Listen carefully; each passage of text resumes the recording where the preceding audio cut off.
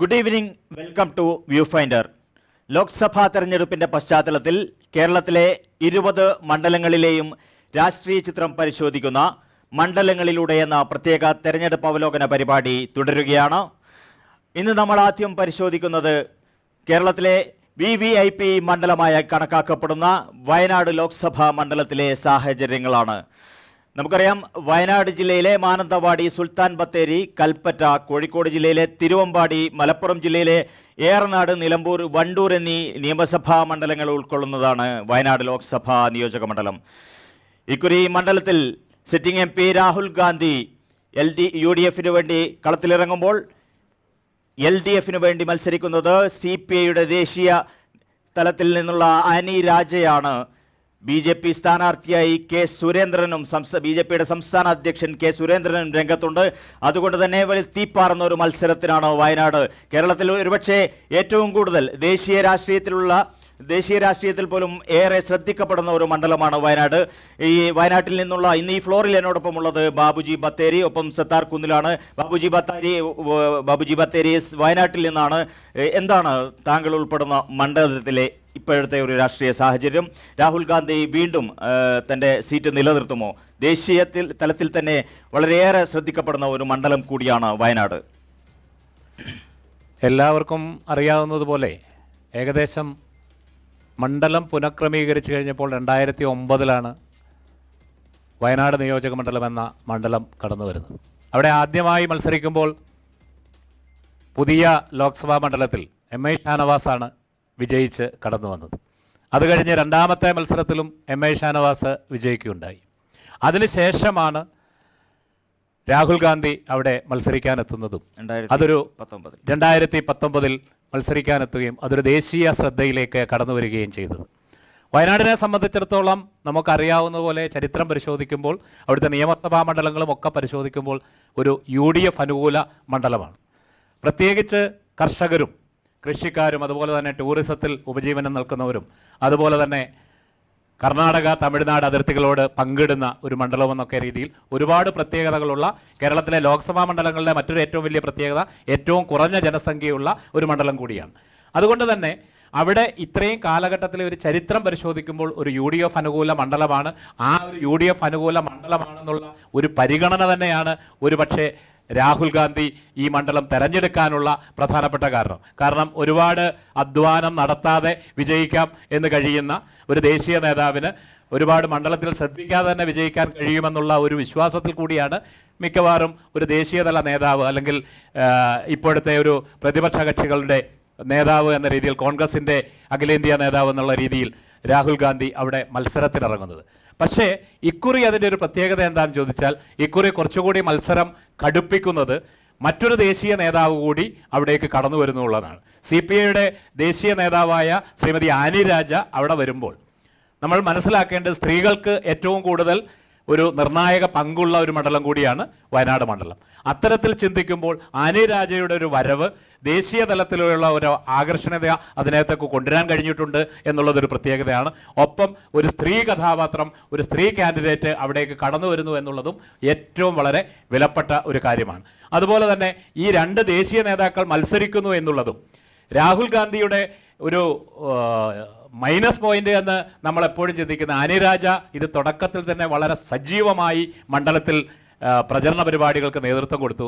പക്ഷേ രാഹുൽ ഗാന്ധി വന്നിറങ്ങുന്നത് വളരെ താമസിച്ചാണ്. ഒപ്പം വന്നിറങ്ങിയാൽ തന്നെ ഒരു റോഡ് ഷോയിൽ അവസാനിക്കുന്ന പര്യടനമല്ലാതെ അതിനപ്പുറത്തേക്കൊരു പര്യടനത്തിനോ മറ്റു കാര്യങ്ങൾക്കോ ഒന്നും ആ നേതൃത്വത്തിന് അല്ലെങ്കിൽ ആ നേതാവിന് സമയം ഉണ്ടാകില്ല. അപ്പോൾ ആനി രാജ ഇക്കുറി വളരെ സജീവമായി മണ്ഡലത്തിൽ ഉണ്ട് എന്നുള്ളത് ഒരു പ്രത്യേകതയാണ്. ഒപ്പം BJP ഈ പ്രാവശ്യം കളത്തിലിറക്കിയിരിക്കുന്നത് BJPയുടെ സംസ്ഥാന അധ്യക്ഷനെ തന്നെയാണ്. നമ്മൾ ആ രീതിയിൽ നോക്കുമ്പോൾ കഴിഞ്ഞ പ്രാവശ്യം തുഷാർ വെള്ളാപ്പള്ളിയാണ് മണ്ഡലത്തിൽ മത്സരിച്ചത്. എന്നാൽ ഈ പ്രാവശ്യം അവിടേക്ക് അത് BDJSന്റെ കാൻഡിഡേറ്റാണ്. എന്നാൽ ഇക്കുറി പ്രത്യേകത BJPയുടെ താമര അടയാളത്തിൽ സംസ്ഥാന അധ്യക്ഷൻ തന്നെ മത്സരത്തിനിറങ്ങുന്നു എന്നുള്ളതും പ്രത്യേകതയാണ്. അപ്പം അരിവാൾ നെൽക്കതിരിൽ CPIയുടെ ഒരു ദേശീയ നേതാവും കൈപ്പത്തിയിൽ രാഹുൽ ഗാന്ധിയെ പോലെ ഒരു നേതാവും അതോടൊപ്പം തന്നെ താമരയടയാളത്തിൽ BJPയുടെ സംസ്ഥാന അധ്യക്ഷനും ഒന്നിച്ച് മത്സരിക്കുമ്പോൾ ഈ മത്സരം ഇക്കുറി കടുക്കുമെന്നുള്ള കാര്യത്തിൽ യാതൊരു സംശയവുമില്ല. സത്താർ, നമ്മൾ ക്ഷമിക്കണം, നമ്മൾ വയനാട്ടിലെ ഒരു സാഹചര്യം പരിശോധിക്കുകയാണെങ്കിൽ ദേശീയ തലത്തിൽ ഈ NDAയെ നേരിടാനൊരുങ്ങുന്ന ഇന്ത്യ മുന്നണിയിലെ പ്രബലരായ രണ്ട് നേതാക്കളാണ്. ഒരുപക്ഷെ പ്രധാനമന്ത്രി സ്ഥാനാർത്ഥിയായിട്ട് തന്നെ ലോകം ഇന്ത്യക്കാർ ഉറ്റുനോക്കുന്ന ഒരു വ്യക്തിയെയാണ് UDF രംഗത്തിറക്കിയിരിക്കുന്നത്, സിറ്റിംഗ് MP ആയ രാഹുൽ ഗാന്ധി. അതോടൊപ്പം തന്നെ ഇന്ത്യ മുന്നണിയിൽ ഉൾപ്പെടുന്ന ആനി രാജ, CPIയുടെ ദേശീയ രാഷ്ട്രീയത്തിൽ നിന്നാണ് ആനി രാജയും കേരളത്തിലേക്ക് വരുന്നത്. ഒരേ മുന്നണിയിലുള്ള രണ്ടു പേരാണ് രണ്ട് മുന്നണികൾക്ക് വേണ്ടി, ഇടത് ഐക്യ മുന്നണികൾക്ക് വേണ്ടി കേരളത്തിൽ പോരിനിറങ്ങുന്നത്. എങ്ങനെ നോക്കിക്കാണുന്നു ഈ ഒരു സാഹചര്യത്തെ? ഈ ഇന്ത്യ മുന്നണിയിലുള്ള രണ്ട് കക്ഷികളാണെങ്കിലും നമുക്കറിയാം, കോൺഗ്രസും അല്ലെങ്കിൽ ഇടത് CPM CPI ഒക്കെ രണ്ട് പ്രബലമായ കേരളത്തിലെ പാർട്ടികളായതുകൊണ്ട് തന്നെ മുന്നണി ബന്ധം ദേശീയ തലത്തിൽ മാത്രം ഒതുങ്ങുന്ന ഒന്നായിട്ടാണ്. ഇവിടെ കേരളത്തിലെ എല്ലാ മണ്ഡലങ്ങളിൽ മത്സരിക്കുന്നത് UDFും LDFും തമ്മിലാണ്. ഒന്നോ രണ്ടോ മണ്ഡലങ്ങൾ മാത്രമാണ് ത്രികോണ മത്സരങ്ങൾ നടക്കുന്നത്. പക്ഷേ അതിൻ്റെ ഒരു പ്രശ്നമെന്ന് പറയുന്നത്, രാഹുൽ ഗാന്ധിയെപ്പോലുള്ളൊരു നേതാവ് പിന്നെ എതിർക്കേണ്ടത് കേരളത്തിൽ വന്ന് മത്സരിക്കേണ്ട ഒരു സാഹചര്യമുണ്ടോ എന്നുള്ളൊരു ചോദ്യമാണ് ഇടതുപക്ഷത്തിൻ്റെ ഭാഗത്തുണ്ടാകുന്നത്. കാരണം ഇന്ത്യ മുന്നണിക്ക് നേതൃത്വം നൽകുന്ന, ഇന്ത്യ മുന്നണിക്ക് ഭൂരിപക്ഷം ലഭിച്ചാൽ പ്രധാനമന്ത്രിയാവേണ്ട ഒരു സ്ഥാനാർത്ഥി ഇന്ത്യയിലെ BJP ഗവൺമെൻറ്റിനെതിരെ ഫാസിസ്റ്റ് എന്ന് അവർ വിളിക്കുന്ന അല്ലെങ്കിൽ എതിർക്കുന്ന ഒരു ഗവൺമെൻറ്റിനെതിരെ ഒരു ഏറ്റവും ശക്തമായ നിലപാടെടുക്കേണ്ട ആൾ BJPക്കെതിരെ മത്സരിക്കണമായിരുന്നു എന്നുള്ളതാണ് മുഖ്യമന്ത്രി അടക്കമുള്ള ഇടതുപക്ഷത്തിൻ്റെ നേതാക്കൾ പറയുന്നത്. ആ ഒരു പോരായ്മക്കപ്പുറത്തേക്ക് ഇവിടെ മത്സരിക്കുന്ന കോൺഗ്രസും CPM CPI തമ്മിലുള്ള ആ ഒരു അതിന് ആ അർത്ഥത്തിൽ കാണേണ്ടതില്ല. കാരണം അവർ കേരളത്തിലെ എല്ലാ മണ്ഡലങ്ങളും അങ്ങനെ തന്നെ മത്സരിക്കും. രാഹുൽ ഗാന്ധി ആകുമ്പോൾ നാളെ ഇടതുപക്ഷത്തിൻ്റെ MP കേരളത്തിൽ നിന്ന് വിജയിച്ചു വന്നാൽ രാഹുൽ ഗാന്ധിക്ക് വേണ്ടിയിട്ടാണ് അവിടെ പിന്തുണ നൽകേണ്ടത് എന്നുള്ളതാണ്. രാഹുൽ ഗാന്ധി ആയിരിക്കുമല്ലോ ഇന്ത്യ മുന്നണിക്ക് ഭൂരിപക്ഷം കിട്ടിയുള്ള സ്ഥാനാർത്ഥി. ആ ഒരു അർത്ഥത്തിൽ BJP എതിർക്കാതെ കേരളത്തിലേക്ക് വരുന്നതിൻ്റെ ഒരു പ്രശ്നം അവിടെ നിലനിൽക്കുന്നത് എന്നുള്ളതാണ്. ബാബു സൂചിപ്പിക്കപ്പെട്ടതിലെ വയനാട് മണ്ഡലം UDF അനുകൂല മണ്ഡലം, അത് കോഴിക്കോടിൻ്റെ ഒരു മണ്ഡലമായാലും മലപ്പുറത്തെ മണ്ഡലമായാലും UDFന് ഭൂരിപക്ഷമുള്ള കോൺഗ്രസിനും അല്ലെങ്കിൽ മുസ്ലിം ലീഗിനൊക്കെ നല്ല സ്വാധീനമുള്ള മണ്ഡലങ്ങൾ ഉൾക്കൊള്ളുന്നതാണ്. അവിടെ ഏറ്റവും സുരക്ഷിതമായ ഒരു സീറ്റ് എന്നുള്ള അടിസ്ഥാനത്തിൽ രാഹുൽ ഗാന്ധി ഇന്ത്യയിൽ തന്നെ ഒരു സീറ്റ് തിരഞ്ഞെടുക്കുമ്പോൾ രാഹുൽ ഗാന്ധിക്ക് ഒരു ദേശീയ നേതാവുള്ള മണ്ഡലത്തിൽ അത്ര നാൾ വരാൻ വേണ്ടി സാധിക്കില്ല. മണ്ഡലത്തിൽ വരാതെ തന്നെ അവിടെ തിരഞ്ഞെടുക്കപ്പെടാനുള്ള ഒരു സാധ്യതയുള്ള ഒരു മണ്ഡലം എന്ന് പറയുന്നത് വയനാടിനെ തിരഞ്ഞെടുത്ത്. വയനാട് അതുകൊണ്ട് തന്നെ ദേശീയ ശ്രദ്ധ ആകർഷിച്ച ഒരു മണ്ഡലമാണ്. ഇക്കുറിയും രാഹുൽ ഗാന്ധിയുടെ വരവോടുകൂടി സ്വാഭാവികമായും മണ്ഡലത്തിലെ ജനങ്ങൾ അദ്ദേഹത്തെ ഒരു ദേശീയ നേതാവായി അംഗീകരിച്ചുകൊണ്ട് തന്നെ മണ്ഡലത്തിൽ അവിടെ എല്ലാ സ്ഥലത്തും എത്തിയിട്ടില്ല, അല്ലെങ്കിൽ റോഡ് ഷോയിൽ മാത്രം എന്നുള്ളതൊരു പോരായ്മയായിട്ട് കാണേണ്ടതില്ല. ഇപ്പം പ്രധാനമന്ത്രി എല്ലാ സ്ഥലത്തേക്കും പോകുന്നു, പക്ഷേ അദ്ദേഹത്തിൻ്റെ മണ്ഡലത്തിൽ അദ്ദേഹത്തിന് പ്രവർത്തിക്കാൻ സാഹചര്യം ഇല്ലല്ലോ. അപ്പോൾ അതിനൊരു പോരായ്മയല്ല. ഈ ഒരു അർത്ഥത്തിൽ BJPക്കെതിരെ മത്സരിക്കാതെ അവരുടെ കൂടെ സഖ്യത്തിന് നാളെ രാഹുൽ ഗാന്ധിക്ക് പിന്തുണ നൽകേണ്ട ഇടതുപക്ഷത്തിനെതിരെ മത്സരിക്കുന്നതിലുള്ള ഒരു അനൗചിത്യമാണ് ചോദ്യം ചെയ്യപ്പെടുന്നത്. റൈറ്റ്. ഏതായാലും ഇപ്പോൾ ഒരു ടെലിഫോൺ ലൈനിൽ അബൂബക്കർ, വയനാട്ട് ലോക്സഭാ മണ്ഡലത്തിലെ ഒരു വോട്ടറാണ്. അദ്ദേഹം നാട്ടിൽ നിന്ന് ടെലിഫോൺ ലൈനിൽ ചേരുന്നു. അബൂബക്കർ, താങ്കൾക്ക് എൻ്റെ ശബ്ദം കേൾക്കാമെങ്കിൽ ഇപ്പോൾ ഇവിടെ സൂചിപ്പിച്ചതുപോലെ കേരളത്തിൽ ഏറ്റവും കൂടുതൽ ശ്രദ്ധിക്കപ്പെടുന്ന ഒരു VVIP മണ്ഡലമാണ് വയനാട് ലോക്സഭാ മണ്ഡലം. ആ ഒരു അർത്ഥത്തിൽ ഇന്ത്യയിലെ മുഴുവൻ രാഷ്ട്രീയ നിരീക്ഷകരും ഉറ്റുനോക്കുന്ന ഒരു മണ്ഡലം കൂടിയാണ്. എന്താണ് ഇപ്പോൾ വയനാട്ടിൽ നിന്ന് താങ്കൾക്ക് ഇതുമായി ബന്ധപ്പെട്ട് അവിടുത്തെ ഒരു രാഷ്ട്രീയ സാഹചര്യം, തെരഞ്ഞെടുപ്പിൻ്റെ പ്രചാരണത്തിൻ്റെ ഒരു ആവേശമൊക്കെ എങ്ങനെ പോകുന്നു?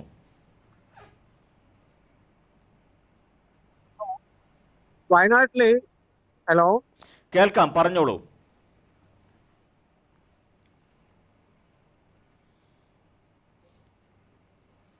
അബൂബക്കർ, ഹലോ, ശ്രീ അബൂബക്കർ, എന്റെ ചോദ്യം കേട്ടിട്ടില്ലെങ്കിൽ ഇപ്പോൾ കേൾക്കാം. താങ്കൾ കേൾക്കാം. ഈ 2019 മത്സരിക്കുന്ന സാഹചര്യമല്ല ഇന്ന് വയനാട്ടിലുള്ളത്. കാരണം അന്ന് രാഹുൽ ഗാന്ധി പ്രധാനമന്ത്രിയാവും എന്നുള്ള ഒരു ഓളം ഉണ്ടായിരുന്നു. പക്ഷെ ഇപ്പോഴും വയനാട്ടിൽ കടുത്ത മത്സരമാണ് നേരിടുന്നത്. ആനി രാജ ദേശീയ ശ്രദ്ധ ആകർഷിച്ച ഒരു സമര പോരാളിയാണ്. അതുകൊണ്ട് തന്നെ കടുത്ത മത്സരം വയനാട്ടിൽ നേരിടുകയാണ്. വയനാട്ടുകാർക്ക് അപ്രാപ്യമായ ഒരു കാൻഡിഡേറ്റ് ആണ് ആനി രാജ ഉള്ളത്. അതുകൊണ്ട് തന്നെ രാഹുൽ ഗാന്ധിയുടെ സാധ്യത ഒപ്പത്തിനൊപ്പമാണ്. കഴിഞ്ഞ വർഷം 4.5 ലക്ഷം വോട്ട് ഭൂരിപക്ഷം വാങ്ങിയത്. എങ്ങനെയെങ്കിലും ജയിച്ച് കയറണം എന്നുള്ള അവസ്ഥയിലേക്ക് UDF എത്തിയിട്ടുണ്ട്. ഒന്നാമത്തെ പ്രശ്നം പറഞ്ഞാൽ പ്രബല ഘടകകക്ഷിയായ മുസ്ലിം ലീഗിന്റെ കൊടി എടുക്കാൻ പറ്റാത്തതിലെ ഒരു വിഷമം അണികളിലുണ്ട്. അതുകൂടാതെ ഇന്നത്തെ സംഭവവികാസം അവരെ മുസ്ലിം ലീഗിന്റെ താങ്ങി നിർത്തുന്ന സമസ്ത പോലുള്ള സംഘടന അവരെ സുപ്രഭാതം എന്ന് പത്രത്തില് ഒരു ഇടതുപക്ഷത്തിന്റെ പരസ്യം വന്നപ്പോൾ അത് പരസ്യമായി കത്തിച്ചതിലൊക്കെ ഒരുപാട് പ്രതിഷേധമുണ്ട്.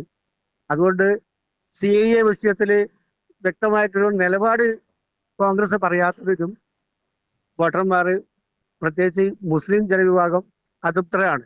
ആ സാഹചര്യങ്ങളെല്ലാം വിലയിരുത്തുമ്പോൾ കഴിഞ്ഞ ആഴ്ച കൽപ്പറ്റയിൽ നടന്ന റോഡ് ഷോ ഒക്കെ കാണുമ്പോൾ നല്ല മത്സരമാണ്. കഴിഞ്ഞ പ്രാവശ്യത്തെ പോലെ ഈസി ആയിട്ട് കടന്നുകൂടാൻ പറ്റും എന്ന് തോന്നുന്നില്ല. റൈറ്റ്, വളരെ വ്യക്തമാണ് അബൂബക്കർ പറഞ്ഞിരിക്കുന്നത്. അതായത് കഴിഞ്ഞ തവണത്തെ പോലുള്ള ഒരു തരംഗം ഇത്തവണ ഉണ്ടാകില്ല എന്നുള്ള ഒരു സൂചനയാണ് അദ്ദേഹം നൽകുന്നത്.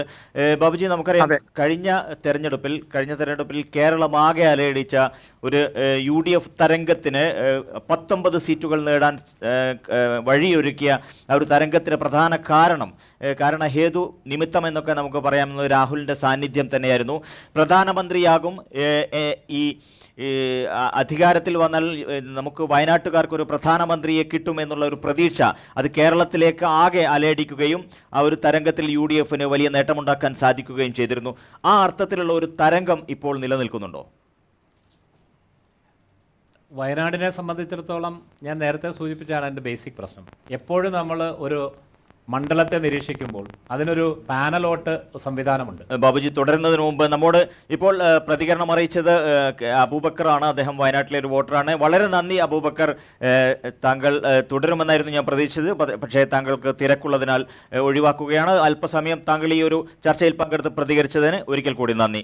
ബാബുജിക്ക് തുടരാം. വയനാടിനെ അല്ലെങ്കിൽ ഏതൊരു മണ്ഡലത്തെയും നമ്മൾ നിരീക്ഷിക്കുമ്പോൾ അവിടെ ബേസിക്കലി ഏതൊരു പാർട്ടിക്കും ചില പാനൽ വോട്ടുകളുണ്ട്. ആ പാനൽ വോട്ടുകൾ ഒരു തരംഗത്തേക്കാൾ ഉപരി അത് വളരെ നിശ്ചിത വോട്ടാണ്. വയനാടിനെ സംബന്ധിച്ചിടത്തോളം ഒരു UDF മണ്ഡലം എന്ന രീതിയിൽ, പ്രത്യേകിച്ച് നേരത്തെ സത്താർ സൂചിപ്പിച്ചതുപോലെ കോൺഗ്രസിനും മുസ്ലിം ലീഗിനും വളരെ ഭൂരിപക്ഷമുള്ള അല്ലെങ്കിൽ അടിസ്ഥാന വോട്ടുകളുള്ള ഒരു മണ്ഡലമാണ്. അതുകൊണ്ട് തന്നെ ഒരു തരംഗത്തേക്കാൾ ഉപരി ആ വോട്ടുകൾ ഒരു കാരണവശാലും മാറിപ്പോകാൻ സാധ്യതയില്ല. പിന്നെയുള്ളത് എപ്പോഴും ഒരു 25%, 20% പുതിയ വോട്ടുകളും ഈ മിഡിലിൽ നിൽക്കുന്ന, ന്യൂട്രലിൽ നിൽക്കുന്ന വോട്ടുകളാണ്. ആ വോട്ടുകളുടെ ചലനമാണ് മണ്ഡലത്തെ മാറ്റിമറിക്കാൻ പറ്റുന്നത്. അതുപോലെ തന്നെ ഞാൻ നേരത്തെ സൂചിപ്പിച്ചതുപോലെ ഒരു വനിതാ കാൻഡിഡേറ്റ് അവിടേക്ക് വരുന്നു എന്നുള്ള ഒരു പ്രത്യേകത, ഇടതുപക്ഷത്തിൻ്റെ ഭാഗമായിട്ട് ഒരു ദേശീയ തലത്തിലുള്ള ഏറ്റവും ശ്രദ്ധിക്കപ്പെടുന്ന ഒരു കാൻഡിഡേറ്റ്, അല്ലെങ്കിൽ ഇപ്പോൾ ഇന്ത്യയിൽ വളരെ രീതിയിൽ ശ്രദ്ധിക്കപ്പെടുന്ന ഒരു കാൻഡിഡേറ്റ് അവിടേക്ക് വരുന്നു എന്നുള്ളത് ഒരു പ്രത്യേകതയാണ്. ഒപ്പം തന്നെ BJPയുടെ സംസ്ഥാന അധ്യക്ഷൻ നേരിട്ട് മത്സരത്തിനിറങ്ങുന്നു എന്നതും ഒരു പ്രത്യേകതയാണ്. അതുകൊണ്ട് തന്നെ മത്സരം കഴിഞ്ഞ വർഷത്തെ അത്രയും ഈസി വാക്ക് ഓവർ ആയിരിക്കില്ല, മറിച്ച് കുറച്ചുകൂടെ ടൈറ്റ് ആയിരിക്കും മത്സരം. ഇതാണ് അതിൻ്റെ ഒരു എൻ്റെ വിലയിരുത്തൽ. സത്താർ, നമ്മൾ നോക്കുകയാണെങ്കിൽ കഴിഞ്ഞ തെരഞ്ഞെടുപ്പിൽ 7,06,367 വോട്ടുകളാണ് UDF സ്ഥാനാർത്ഥിയായ രാഹുൽ ഗാന്ധി നേടിയത്. അദ്ദേഹം 4,31,770 വോട്ടിൻ്റെ ഭൂരിപക്ഷത്തിലാണ് വിജയിച്ചത്. അതായത് കേരളത്തിലെ ഏറ്റവും വലിയ ഭൂരിപക്ഷമായിരുന്നു അത്. CPI സ്ഥാനാർത്ഥിയായിരുന്ന PP സുനീറിനെയാണ് അദ്ദേഹം പരാജയപ്പെടുത്തിയത്. മണ്ഡലത്തിൽ 80% പോളിംഗ് രേഖപ്പെടുത്തുകയുണ്ടായി. 2019 രാഹുൽ ഗാന്ധി നേടിയ വിജയം അത് ഇത്തവണ ആവർത്തിക്കും എന്ന് പല കേന്ദ്രങ്ങളും പറയുമ്പോൾ തന്നെ നേരത്തെ സൂചിപ്പിച്ചതുപോലെ തന്നെ പുതിയ കുറേ ഘടകങ്ങൾ, സ്ഥാനാർത്ഥി, ദേശീയ തലത്തിൽ ശ്രദ്ധിക്കപ്പെടുന്ന ഒരു സ്ഥാനാർത്ഥി, ഒപ്പം BJP സംസ്ഥാന അധ്യക്ഷൻ്റെ സാന്നിധ്യം, ഇത് ഏതർത്ഥത്തിലായിരിക്കും ഈ തെരഞ്ഞെടുപ്പിൽ പ്രതിഫലിക്കുക? രാഹുൽ ഗാന്ധി കഴിഞ്ഞ വർഷം മത്സരിക്കുമ്പോൾ നേരത്തെ സൂചിപ്പിക്കട്ടെ പ്രധാനമന്ത്രിയാകുമെന്നുള്ളത് തന്നെ ഒരു കൺസോളിഡേറ്റ് ആയിട്ട് ന്യൂനപക്ഷ വിഭാഗങ്ങൾ BJP ഗവൺമെൻറ് വരാതിരിക്കണമെന്നുള്ളതോടുകൂടി ആ ഒരു കൺസോളിഡേഷൻ ഉണ്ടായിട്ടുണ്ട്. ന്യൂനപക്ഷങ്ങളുടെ ഒരു ഏകീകരണം രാഹുൽ ഗാന്ധിയോടുകൂടി കേരളത്തിലാകമാനം ഉണ്ടായിട്ടുണ്ട്. പക്ഷേ ആ ഒരു അർത്ഥത്തിലൊരു സാധ്യത ഇന്ന് നിലനിൽക്കുന്നില്ല. പക്ഷേ എന്നാലും ആനി രാജയെ പോലൊരു കരുത്തിയായ സ്ഥാനാർത്ഥിയാണ്. ഇടതുപക്ഷം വളരെ കൃത്യമായ പ്രചരണങ്ങൾ നടത്തുന്നുണ്ട്. ഒരു കൃത്യമായ ബാബി സൂചിപ്പിക്കുന്ന ഒരു കൃത്യ വോട്ടുകൾ കോൺഗ്രസിൻ്റെ മണ്ഡലങ്ങൾ, മലപ്പുറം ജില്ലയിലുള്ള മണ്ഡലങ്ങളായാലും വയനാട് ജില്ലയിലെ മണ്ഡലങ്ങളായാലും നല്ല കൃത്യ വോട്ടുകളുള്ളൊരു മണ്ഡലമാണ്. അപ്പോൾ രാഹുൽ ഗാന്ധിയെ പോലത്തെ ഒരാളെ ഭൂരിപക്ഷം കുറക്കാൻ വേണ്ടി സാധിക്കുമെന്നുള്ളതാണ് ആ കഴിഞ്ഞ പ്രാവശ്യം കിട്ടിയ വലിയൊരു ഭൂരിപക്ഷത്തിലേക്ക് എത്താൻ ഇപ്രാവശ്യം ഏതായാലും സാധ്യതയില്ല. പക്ഷേ ആ ഭൂരിപക്ഷം കുറക്കുക എന്നുള്ളതിനപ്പുറത്തേക്ക് ഒരു ജയസാധ്യത ആനി രാജ പോലെ കരുത്തിയായ സ്ഥാനാർത്ഥിയാണെങ്കിലും കേരളത്തിൻ്റെ ഒരു പ്രത്യേക രാഷ്ട്രീയ അന്തരീക്ഷത്തിലും മറ്റെല്ലാം വെച്ച് രാഹുൽ ഗാന്ധിയുടെ ഭൂരിപക്ഷം കുറയുന്നതിനപ്പുറത്തേക്ക് ഒരു കടുത്തൊരു മത്സരം വയനാട്ടിൽ നടക്കുമെന്ന് തോന്നുന്നു. പിന്നെ കെ സുരേന്ദ്രൻ്റെ സാന്നിധ്യം, അതൊരു ദേശീയ നേതാവിനെതിരെ ഒരു സംസ്ഥാന പ്രസിഡന്റിനെ മത്സരിപ്പിക്കുക എന്നതിനപ്പുറത്തേക്ക് ഏകദേശം BJDSൻ്റെ ആളാണ് മത്സരിച്ചത്. കുറച്ചൊരു വോട്ട് വിഹിതം വർദ്ധിപ്പിക്കുക എന്നതിൽ അപ്പുറത്തേക്ക് സുരേന്ദ്രന് വലിയ ഓളങ്ങൾ വയനാട് മണ്ഡലത്തിൽ സൃഷ്ടിക്കാനുള്ള ഒരു സാധ്യതയില്ല. പക്ഷേ അവിടെയും ചോദ്യം വരുന്നത് എന്ന് പറയുന്നത് രാഹുൽ ഗാന്ധിയെ പോലുള്ള ഒരു ദേശീയ നേതാവ് മത്സരിക്കേണ്ട ഒരു മണ്ഡലമാണോ? നേരത്തെ സത്താറിനോട് പറഞ്ഞതിനോട് കൂട്ടിവെക്കാനുള്ള എനിക്കൊരു ഇത്, BJPക്ക് പോലും രാഹുൽ ഗാന്ധി മത്സരിക്കുമ്പോൾ ഒരു സാധാരണക്കാരനെ അല്ല അവിടെ മത്സരിപ്പിച്ചെന്ന് തോന്നിപ്പിക്കേണ്ട ഒരു ബാധ്യതയാണ് BJPക്കുള്ളത്. അത് മാത്രമാണ് സുരേന്ദ്രന്റെ ഒരു സാന്നിധ്യം എന്ന് പറയുന്നത്. ഈ ഒരു വിഷയം നിലനിൽക്കുക. നേരത്തെ ടെലിഫോണിൽ സംസാരിച്ച സുഹൃത്ത് പറഞ്ഞതുപോലെ കഴിഞ്ഞ പ്രാവശ്യം രാഹുൽ ഗാന്ധിയുടെ തെരഞ്ഞെടുപ്പ് പ്രചരണത്തിൽ മുസ്ലിം ലീഗിന്റെ കൊടി ഉയർത്തിപ്പിടിച്ചത്, പച്ചക്കൊടി, അത് ദേശീയ തലത്തിൽ BJP ആയുധമാക്കി എന്നുള്ളത് കൊണ്ട് അതിൽ നിന്ന് വളരെ സേഫ് സോണിലൂടെയുള്ള, അതിനെ നമ്മൾ രാഷ്ട്രീയമായി വിമർശിക്കാമെങ്കിലും കാരണം അത് ദുരുപയോഗം ചെയ്യാനുള്ള സാധ്യതയുണ്ട് എന്നുള്ളതുകൊണ്ടാണ് പച്ചക്കൊടി വരുമ്പോൾ അത് പാകിസ്ഥാൻ്റെ കൊടിയാണെന്നുള്ള രീതിയിൽ പറയുക. അത് ദേശീയ തലത്തിൽ BJPക്ക് ഗുണം ചെയ്തു എന്നുള്ളത് കൊണ്ടുള്ള ഒരു സേഫ് കളിയാണ് ഇവിടെ UDF നടന്നത്. ഒരു സ്ഥലത്ത് പോലും അത് ലീഗിൻ്റെ കൊടി ഉയർത്താണെന്ന് കോൺഗ്രസിൻ്റെ കൊടി പോലും അവിടെ ഉയർത്തുന്നില്ല, ലീഗിൻ്റെ കൊടി മാത്രമല്ല. പക്ഷേ അത് ലീഗ് അണികൾക്കിടയിൽ ചെറിയൊരു പ്രശ്നം ഉണ്ടാക്കിയിട്ടുണ്ടെങ്കിലും സ്വാഭാവികമായും രാഹുൽ ഗാന്ധിയാണ് UDF ലീഡറാണ്, നാളെ പ്രധാന അവർ വിശ്വസിക്കുന്നുണ്ട് തന്നെ അങ്ങനെ അണികൾക്കിടയിൽ അതൊരു വോട്ട് ചോർച്ചയ്ക്കുള്ളൊരു സാധ്യത നമ്മൾ കാണുന്നില്ല എന്നുള്ളതാണ്. ബാബുജി ബത്തരി, താങ്കൾ ആ മണ്ഡലത്തിലെ ഒരു വോട്ടർ ആണ് എന്നത് കൂടി പരിഗണിച്ചാണ് എൻ്റെ ചോദ്യം. ഈ വയനാടിനെ കുറിച്ച് പരിശോധിക്കുകയാണെങ്കിൽ മലയോര മേഖലയാണ്. ഇപ്പോൾ മലയോര മേഖലയിൽ ഒരു നിരവധി പ്രശ്നം, ഏറ്റവും സജീവമായി നിലനിൽക്കുന്ന ഒരു പ്രശ്നം വന്യജീവി ആക്രമണം പോലുള്ള കാര്യങ്ങൾ. ഇത്തരം ജീവൽ സംബന്ധിയായ പ്രശ്നങ്ങളിൽ രാഹുൽ ഗാന്ധിയുടെ ഒരു സെലിബ്രിറ്റി സ്ഥാനാർത്ഥി അല്ലെങ്കിൽ ഒരു സെലിബ്രിറ്റി MP എന്നതിനേക്കാൾ അപ്പുറം രാഹുൽ ഗാന്ധിയുടെ ഇടപെടൽ കഴിഞ്ഞ 5 വർഷം എത്രത്തോളമായിരുന്നു? നാം എപ്പോഴും ഈ MP-മാരെ കുറിച്ച് പരിഗണിക്കുമ്പോൾ പലപ്പോഴും നമ്മുടെ ഒരു ചിന്ത ഇപ്പോഴും സാധാരണ ജനത്തിൻ്റെ ഇടയിൽ, നമ്മുടെ ഇടയിൽ എത്ര പ്രാവശ്യം അവർ വന്നു, അവർ കല്യാണത്തിന് വന്നിട്ടുണ്ടോ, വിവാഹത്തിന് വന്നിട്ടുണ്ടോ, ഒരാൾ മരണപ്പെട്ടപ്പോൾ അവിടെ എത്തിച്ചേർന്നിട്ടുണ്ടോ, അല്ലെങ്കിൽ വന്യജീവി ആക്രമണം നടത്തിയപ്പോൾ അവിടെ എത്തിച്ചേർന്നിട്ടുണ്ടോ എന്നുള്ള ഒരു രീതിയിലുള്ള വിലയിരുത്തൽ ഇപ്പോഴും നമ്മുടെ മണ്ഡലങ്ങളിലും നമ്മുടെ നാട്ടിലുമുണ്ട്. പക്ഷേ ഒരു പാർലമെൻറ്റിലെ അദ്ദേഹത്തിൻ്റെ പ്രകടനം എടുത്തു നോക്കുമ്പോൾ ആ രംഗത്തെക്കുറിച്ച് പാർലമെൻറ്റിൽ എന്ത് പരാമർശിച്ചു, അതിനെക്കുറിച്ച് എങ്ങനെ പ്രസൻറ്റ് ചെയ്തു എന്നുള്ളത് വിലയിരുത്തിയിട്ടാണ് നമ്മൾ ആ വിഷയത്തെ പരിഗണിക്കേണ്ടത്. ഇതൊരു ദേശീയ സംസ്ഥാന ഗവൺമെൻറ്റുകളുടെ സംയുക്തമായ ഇടപെടലുകൾ വേണ്ട ഒരു വിഷയമാണ്. പ്രത്യേകിച്ച് വന്യജീവി ആക്രമണത്തിൻ്റെ തലത്തിലേക്ക് വരുമ്പോൾ ദേശീയ തലത്തിൽ അതിനുള്ള വളരെ കൃത്യമായ ക്രൈറ്റീരിയകളുണ്ട്. അവിടെ നിന്ന് അതിൻ്റെ അനുകൂലമായ തീരുമാനങ്ങൾ ഉണ്ടാകേണ്ടത്.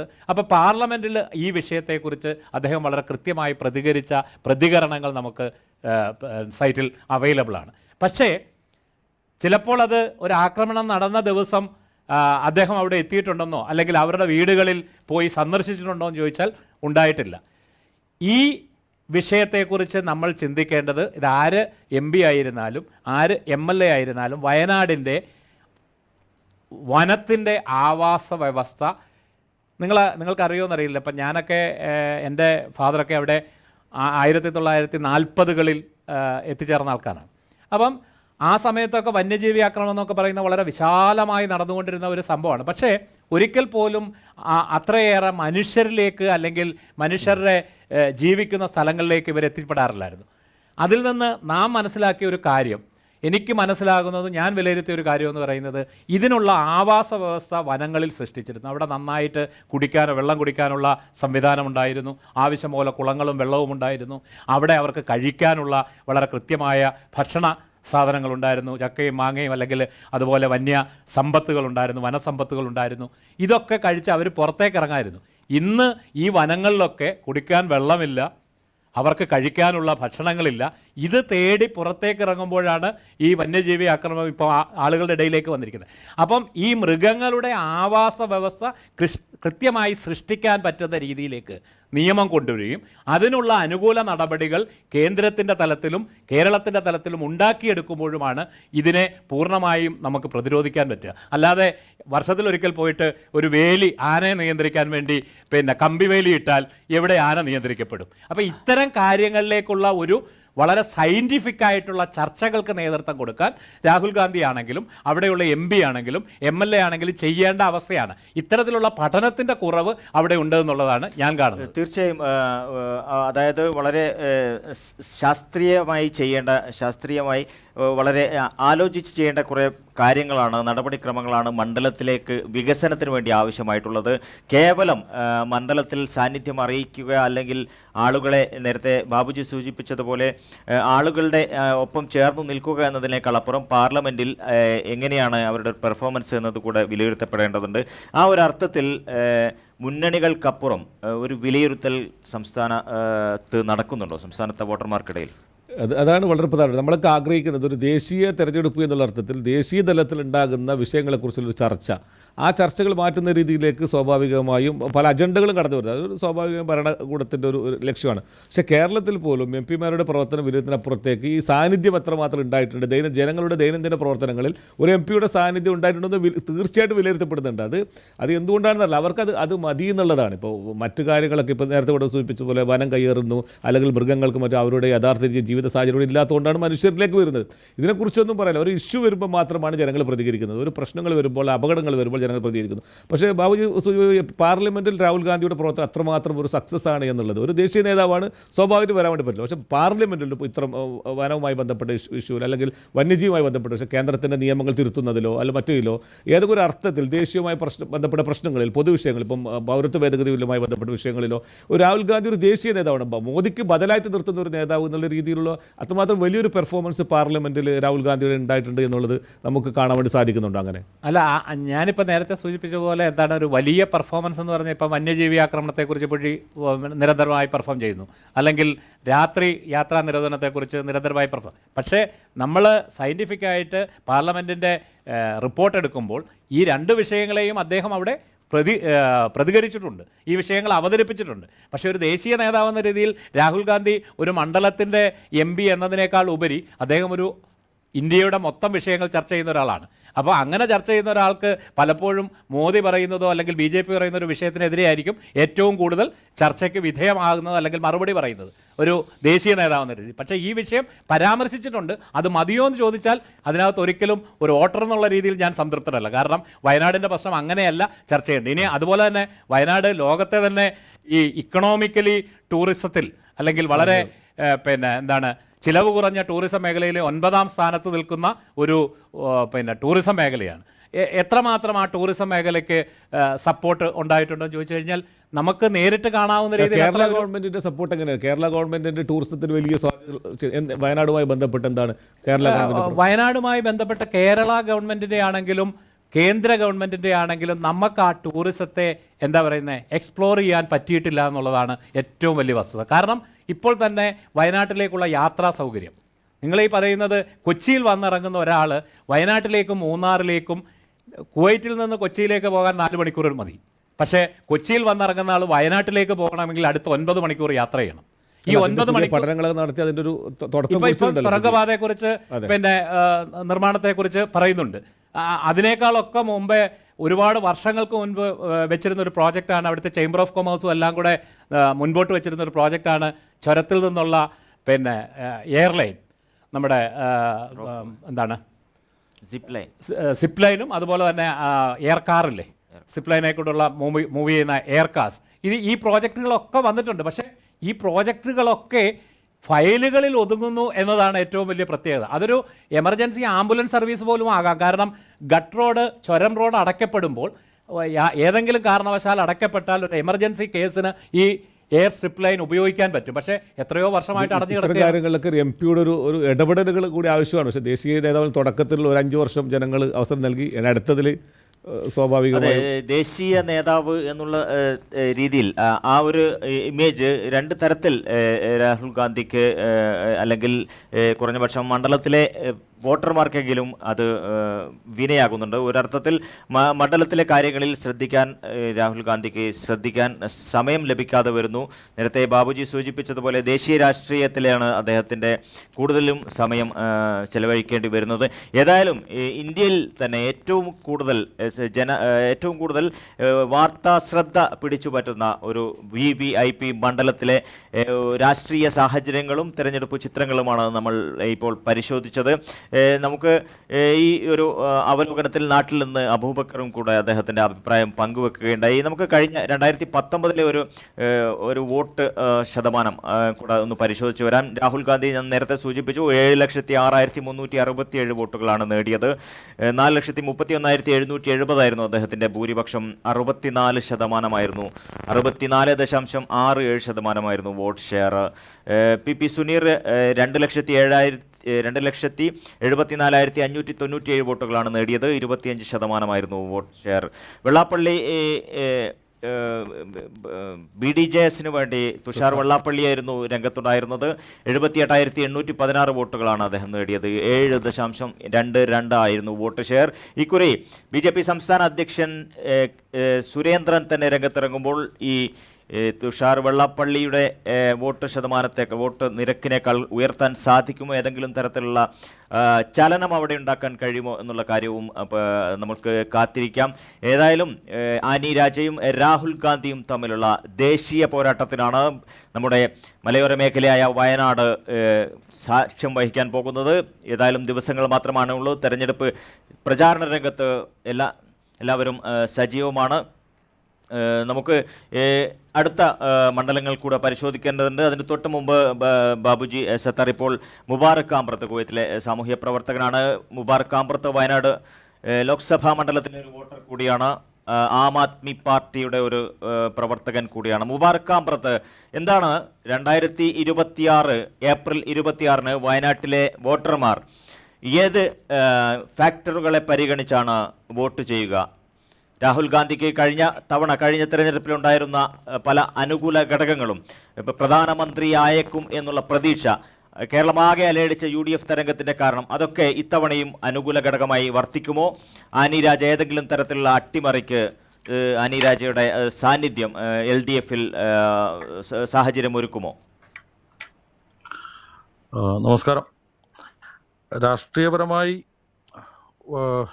ഈ ഒരു വിഷയത്തിൽ വയനാട് ജില്ലയുടെ രാഷ്ട്രീയ സാഹചര്യം എന്താണെന്ന് വെച്ചാൽ, വയനാട് ജില്ലയിൽ ഏതൊരു സ്ഥാനാർത്ഥി വന്നാലും വളരെ നിഷ്പക്ഷമായി സ്ഥാനാർത്ഥിയുടെ പ്രൊഫൈലും ആ വയനാട് ജില്ലയുടെ നേട്ടങ്ങളുടെ ഭാഗങ്ങളെല്ലാം നോക്കി വോട്ട് ചെയ്യുന്ന ഒരു ജനതയാണുള്ളത്. ഏതെങ്കിലും ഒരു ഇൻഫ്ലുവൻസിന്, ഒരു തരംഗത്തിന് വയനാട് ജില്ലയുടെ വോട്ടർമാരെ ഒരു തരത്തിലും ഇൻഫ്ലുവൻസ് ചെയ്യാൻ പറ്റും എന്ന് എനിക്ക് തോന്നുന്നില്ല. മറിച്ച് ദേശീയ തലത്തിൽ ശ്രദ്ധേയരായ 2 വ്യക്തികളും BJPയുടെ സംസ്ഥാന പ്രസിഡന്റും എല്ലാം മത്സരിക്കുന്ന ഒരു മണ്ഡലത്തിൽ സ്വാഭാവികമായും നല്ല രീതിയിലുള്ള ഒരു രാഷ്ട്രീയ ചർച്ച നടക്കും. എന്നിരുന്നാലും എൻ്റെ ഒരു വ്യക്തിപരമായ കാഴ്ചപ്പാടിൽ രാഹുൽ ഗാന്ധിക്ക് തന്നെയാണ് അവിടെ മുൻതൂക്കമുള്ളത്.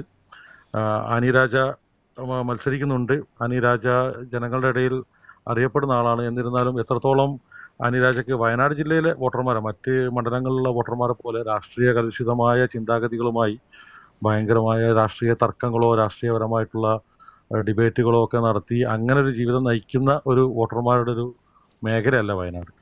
അതുകൊണ്ട് തന്നെ രാഹുൽ ഗാന്ധിക്കായിരിക്കും മുൻതൂക്കം എന്ന് പ്രതീക്ഷിക്കുന്നു. വ്യക്തമാണ് മുബാറക്ക്. സമയക്കുറവ് മൂലമാണ് ഞാൻ ഇടപെടുന്നത്. ഏതായാലും വളരെ നന്ദി ഈ വൈകിവേളയിൽ പ്രതികരിച്ചതിന്. നമുക്ക് ഈ പരിപാടിയിൽ തുടർന്നുള്ള ഭാഗങ്ങളിൽ കോഴിക്കോട്, വടകര മണ്ഡലങ്ങൾ കൂടി പരിശോധിക്കേണ്ടതുണ്ട്. അതിനു മുമ്പ് ചെറിയൊരു ഇടവേള.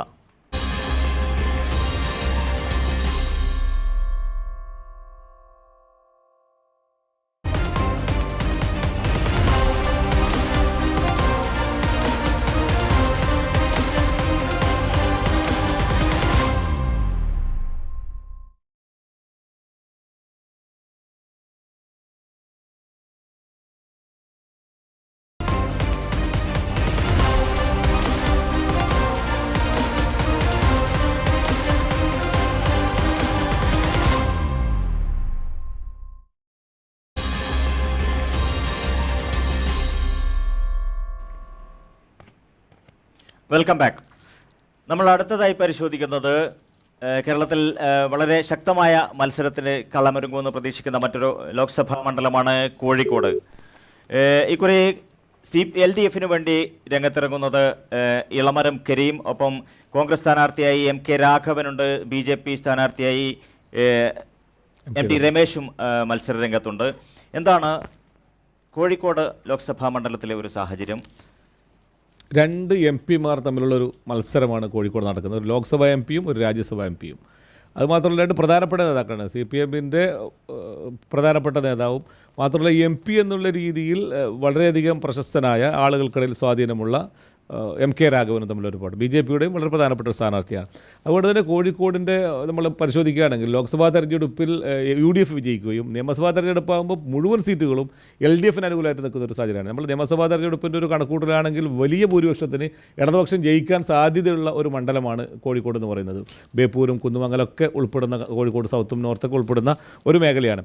പക്ഷേ രാഘവൻ MP-യുടെ ഒരു വ്യക്തിപരമായൊരു സ്വാധീനം, കോൺഗ്രസ്സിൽ രാഘവനുമായി ബന്ധപ്പെട്ട് കുറച്ച് ശശി തരൂരുമായി ബന്ധപ്പെട്ട ഇഷ്യൂകളൊക്കെ ഉണ്ടായിട്ടുണ്ടെങ്കിലും MK രാഘവൻ മത്സരിച്ചാലേ വിജയിക്കൂ എന്നുള്ളത് കൊണ്ട് തന്നെയാണ് MK രാഘവന് വീണ്ടും സീറ്റ് നൽകാൻ അല്ലെങ്കിൽ ശശി തരൂരിന് വീണ്ടും സീറ്റ് നൽകാൻ UDF തയ്യാറായത്. നേരത്തെയുള്ള സാഹചര്യമായിരുന്നെങ്കിൽ ഒരു ഹൈപ്പുണ്ടായിരുന്ന ശശി തരൂരിനോ അല്ലെങ്കിൽ MK രാഘവനെ വീണ്ടും മത്സരിപ്പിക്കാനുള്ള സാഹചര്യമുണ്ട്. പക്ഷേ MK രാഘവൻ്റെ ഒരു ജനസ്വാധീനം ഈ നേരത്തെ നമ്മളിപ്പം മറ്റ് മണ്ഡലങ്ങളൊക്കെ ചർച്ച ചെയ്യാൻ പറഞ്ഞതുപോലെ എവിടെയും അവൈലബിൾ ആയിട്ടുള്ള ഒരു MP, ആളുകൾക്ക് സ്നേഹത്തോടു കൂടി പിന്നെ കൈപിടിക്കാൻ പറ്റുന്ന എവിടെയും കിട്ടുമെന്നുള്ള രീതിയിലൊരു അവൈലബിലിറ്റി ഉണ്ടല്ലോ.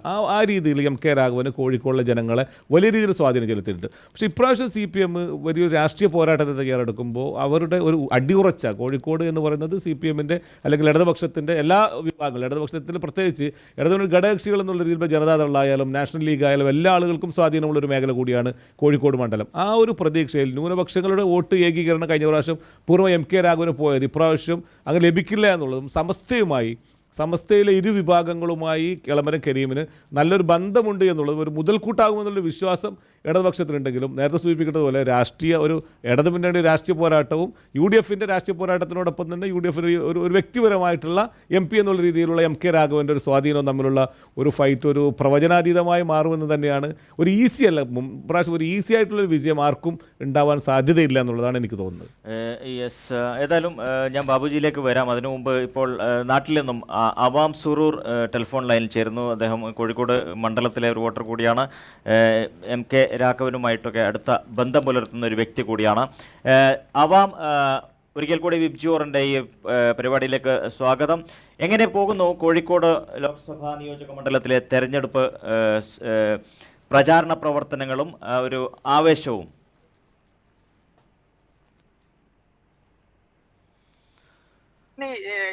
വേദിയിലേക്ക് ക്ഷണിച്ചതിന്. കോഴിക്കോട് ലോക്സഭാ മണ്ഡലം ഞാനിവിടെ നേരത്തെ കേട്ടതുപോലെ തന്നെ ഒരു കാലത്തും വളരെ ഈസി വാക്ക് ഓവർ ഒരു സ്ഥാനാർത്ഥിക്കും നൽകിയിട്ടില്ലാത്ത ഒരു മണ്ഡലമാണ് കോഴിക്കോട്. പ്രത്യേകിച്ച് കഴിഞ്ഞ 3 തെരഞ്ഞെടുപ്പുകളിൽ വിജയിച്ച സ്ഥാനാർത്ഥി തന്നെയാണ് ഇത്തവണ UDF-ന്റെ സ്ഥാനാർത്ഥി. കഴിഞ്ഞ 3 തെരഞ്ഞെടുപ്പും വളരെ ടൈറ്റ് കോമ്പറ്റീഷൻ ആയിരുന്നു. ഇത്തവണയും അങ്ങനെ തന്നെയാണ്. പ്രചരണത്തിൽ 2 പ്രധാന മുന്നണികളും വളരെ ശക്തമായി മുന്നോട്ട് പോകുന്നു. പ്രചരണമൊക്കെ ശക്തമായി തന്നെ നിലനിൽക്കുന്നു. എങ്കിലും സംശയം ഏതുമില്ല, ഇത്തവണയും MK രാഘവൻ MP വീണ്ടും വിജയം നേടുമെന്നുള്ള കാര്യത്തിൽ യാതൊരു സംശയമില്ല. അല്ല, അങ്ങനെ ഒരു കൃത്യമായിട്ട് MK രാഘവൻ വിജയം നേടുമെന്ന് പറയാനുള്ള ഘടകങ്ങൾ എന്തൊക്കെയാണ് താങ്കൾക്ക് സൂചിപ്പിക്കാനുള്ളത്? മണ്ഡലവുമായി ബന്ധപ്പെട്ട് അദ്ദേഹം നടത്തിയ 3 പ്രാവശ്യം MP ആയി എന്തൊക്കെ കാര്യങ്ങൾ നമുക്ക് എടുത്ത് ചൂണ്ടിക്കാണിക്കാൻ വേണ്ടി സാധിക്കും? നമുക്ക് ഈ തെരഞ്ഞെടുപ്പ് ലോക്സഭാ തെരഞ്ഞെടുപ്പാണ്, രാജ്യത്തിന്റെ നിലനിൽപ്പിനെ ബാധിക്കുന്ന തെരഞ്ഞെടുപ്പാണ്, വളരെ പ്രാധാന്യമുള്ള തെരഞ്ഞെടുപ്പാണ്. ആ അർത്ഥത്തിൽ രാഷ്ട്രീയപരമായ വിഷയം എടുത്തു നോക്കിയാലും മണ്ഡലത്തിലുള്ള ജനസ്വാധീനം എടുത്തു നോക്കിയാലും മണ്ഡലത്തിൽ കഴിഞ്ഞ 3 ടേമിൽ അദ്ദേഹം നടപ്പിലാക്കിയ കാര്യങ്ങൾ എടുത്ത് പരിശോധിച്ചു കഴിഞ്ഞാലും അതിനൊക്കെ ഏത് മാനദണ്ഡങ്ങൾ എടുത്തു കഴിഞ്ഞാലും MK രാഘവൻ MP-ക്ക് വളരെ കൃത്യമായ ഒരു എഡിച്ചുണ്ട് എന്നുള്ളതാണ് അദ്ദേഹത്തിന്റെ വിജയ സാധ്യതക്കുള്ള ഒന്നാമത്തെ കാരണം. രാഷ്ട്രീയപരമായ വിഷയങ്ങൾ മാത്രം എടുത്ത് പരിശോധിച്ച് നോക്കാം. നമ്മളെ സംബന്ധിച്ചിടത്തോളം ഇന്ത്യ എന്ന രാജ്യത്തിന്റെ വളരെയധികം വെല്ലുവിളികൾ, ശക്തമായ പോരാട്ടങ്ങൾ ഈ നാഷണൽ കോൺഗ്രസ്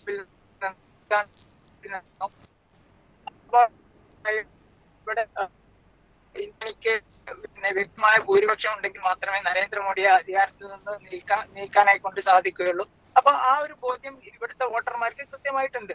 അതുപോലെ തന്നെ ഭാരത് ജോഡോ യാത്ര ഇന്ത്യയിൽ നടത്തിയിട്ടുള്ള സ്വാതന്ത്ര്യാനന്തര ഇന്ത്യ കണ്ട ഏറ്റവും വലിയ പോരാട്ടമാണ്. ഫാസിസ്റ്റുകൾക്കെതിരായി കൊണ്ട് ഇന്ത്യ കണ്ട ഏറ്റവും വലിയ പോരാട്ടമാണ് ഭാരത് ജോഡോ യാത്ര. ആ ഭാരത് ജോഡോ യാത്രയെ അതിശക്തമായി കൊണ്ട് പരിഹസിക്കുകയും എതിർക്കുകയും ചെയ്ത ഒരു വിഭാഗമാണ് ഇടതുമുന്നണി കേരളത്തിൽ. അതുപോലെ തന്നെ ഇന്ത്യ മുന്നണി എന്ന് പറയുന്ന യാഥാർത്ഥ്യം, ഇപ്പം ഇന്ത്യ മുന്നണി നമുക്കറിയാം 2019 പരാജയത്തിന് ശേഷം നമ്മളെല്ലാവരും വിലയിരുത്തിയ 2 പ്രധാനപ്പെട്ട കാരണങ്ങളാണ്. BJP ഇതര വോട്ടുകൾ ഏകീകരിക്കപ്പെടുക മാത്രമാണ്, അല്ലെങ്കിൽ പ്രതിപക്ഷ ഐക്യം ഉണ്ടാകുക മാത്രമാണ് നമുക്ക് നരേന്ദ്രമോദിയെ ഭരണത്തിൽ നിന്ന് ഇറക്കാനുള്ള ഒരു വഴി എന്നുള്ളത്. അതുപോലെ തന്നെ BJP-ക്കെതിരായിക്കൊണ്ട് BJP നടത്തുന്ന വർഗീയ ഫാഷിസ്റ്റ് പ്രചരണങ്ങൾ ജനങ്ങളെ പിന്നെ എല്ലാ അർത്ഥത്തിലും ഭിന്നിപ്പിക്കാൻ നടത്തുന്ന അജണ്ടകൾക്കെതിരെ തെരുവിലിറങ്ങുക എന്നുള്ളതൊക്കെ 2019 മതേതര ചേരിയുടെ ഒരു വികാരമായിരുന്നു. വളരെ വ്യക്തമാണ് ആവാം.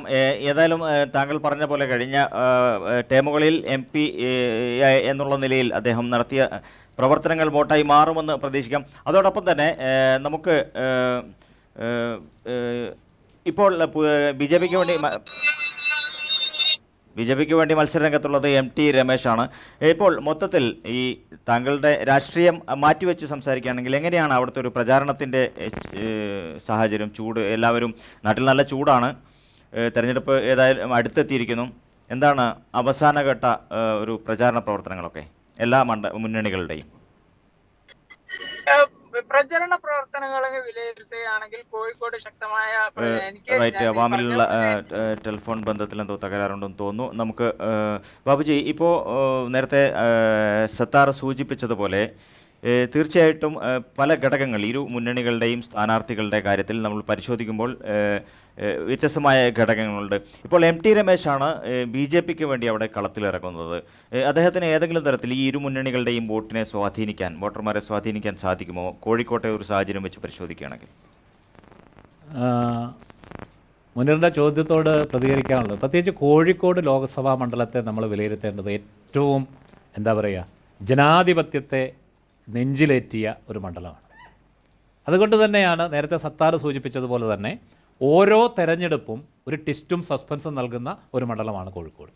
കാരണം നിയമസഭയിലും പ്രാദേശിക തെരഞ്ഞെടുപ്പുകളിലൊക്കെ ഇടതുപക്ഷത്തോടൊപ്പം നിൽക്കുന്ന ഒരു മണ്ഡലം, ദേശീയ തലത്തിൽ ഒരു തെരഞ്ഞെടുപ്പ് വരുമ്പോൾ നിങ്ങൾ 99 തൊട്ട് വെറുതെ ആലോചിച്ചാൽ പോലും 99-ൽ K മുരളീധരനെ വിജയിപ്പിക്കുന്നു, 2004 വീരേന്ദ്രകുമാറിനെ വിജയിപ്പിക്കുന്നു, അത് കഴിയുമ്പോൾ പിന്നെ ഉള്ള 3 വർഷവും MK രാഘവനെ തുടർച്ചയായി വിജയിപ്പിക്കുന്നു. ഇതിനിടയിൽ നടക്കുന്ന നിയമസഭാ തെരഞ്ഞെടുപ്പിലും പിന്നെ പ്രാദേശിക തെരഞ്ഞെടുപ്പുകളിലും ഇടതുപക്ഷത്തോട് അനുകൂലമായിട്ട് നിൽക്കുന്നത്. അപ്പം അവിടെ നമ്മൾ മനസ്സിലാക്കേണ്ടത് എന്തുകൊണ്ട് ഇപ്പോൾ അസ്ലാം ആരാണ് നമ്മളോട് സംസാരിച്ചത്?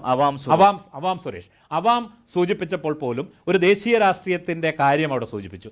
കാരണം കോൺഗ്രസ്സുകാർ അല്ലെങ്കിൽ കോഴിക്കോട്ടുകാർ വിശ്വസിക്കുന്ന ഒരു കാര്യമുണ്ട്, ഇടതുപക്ഷത്തെ വിജയിപ്പിച്ചാലും ദേശീയ UDFലെ അല്ലെങ്കിൽ കോൺഗ്രസിനെ വിജയിപ്പിച്ചാലും ഒരേ പക്ഷത്താണ് പോകുന്നതെന്ന് പറയുമ്പോൾ പോലും കോൺഗ്രസ്സിന് ഏറ്റവും കൂടുതൽ MP-മാരെ സൃഷ്ടിക്കാൻ പറ്റിയാൽ മാത്രമേ കോൺഗ്രസ്സിനൊരു കൃത്യമായ ഡിസിഷൻ മേക്കറായിട്ട് ഇന്ത്യയിൽ വരാൻ പറ്റൂ.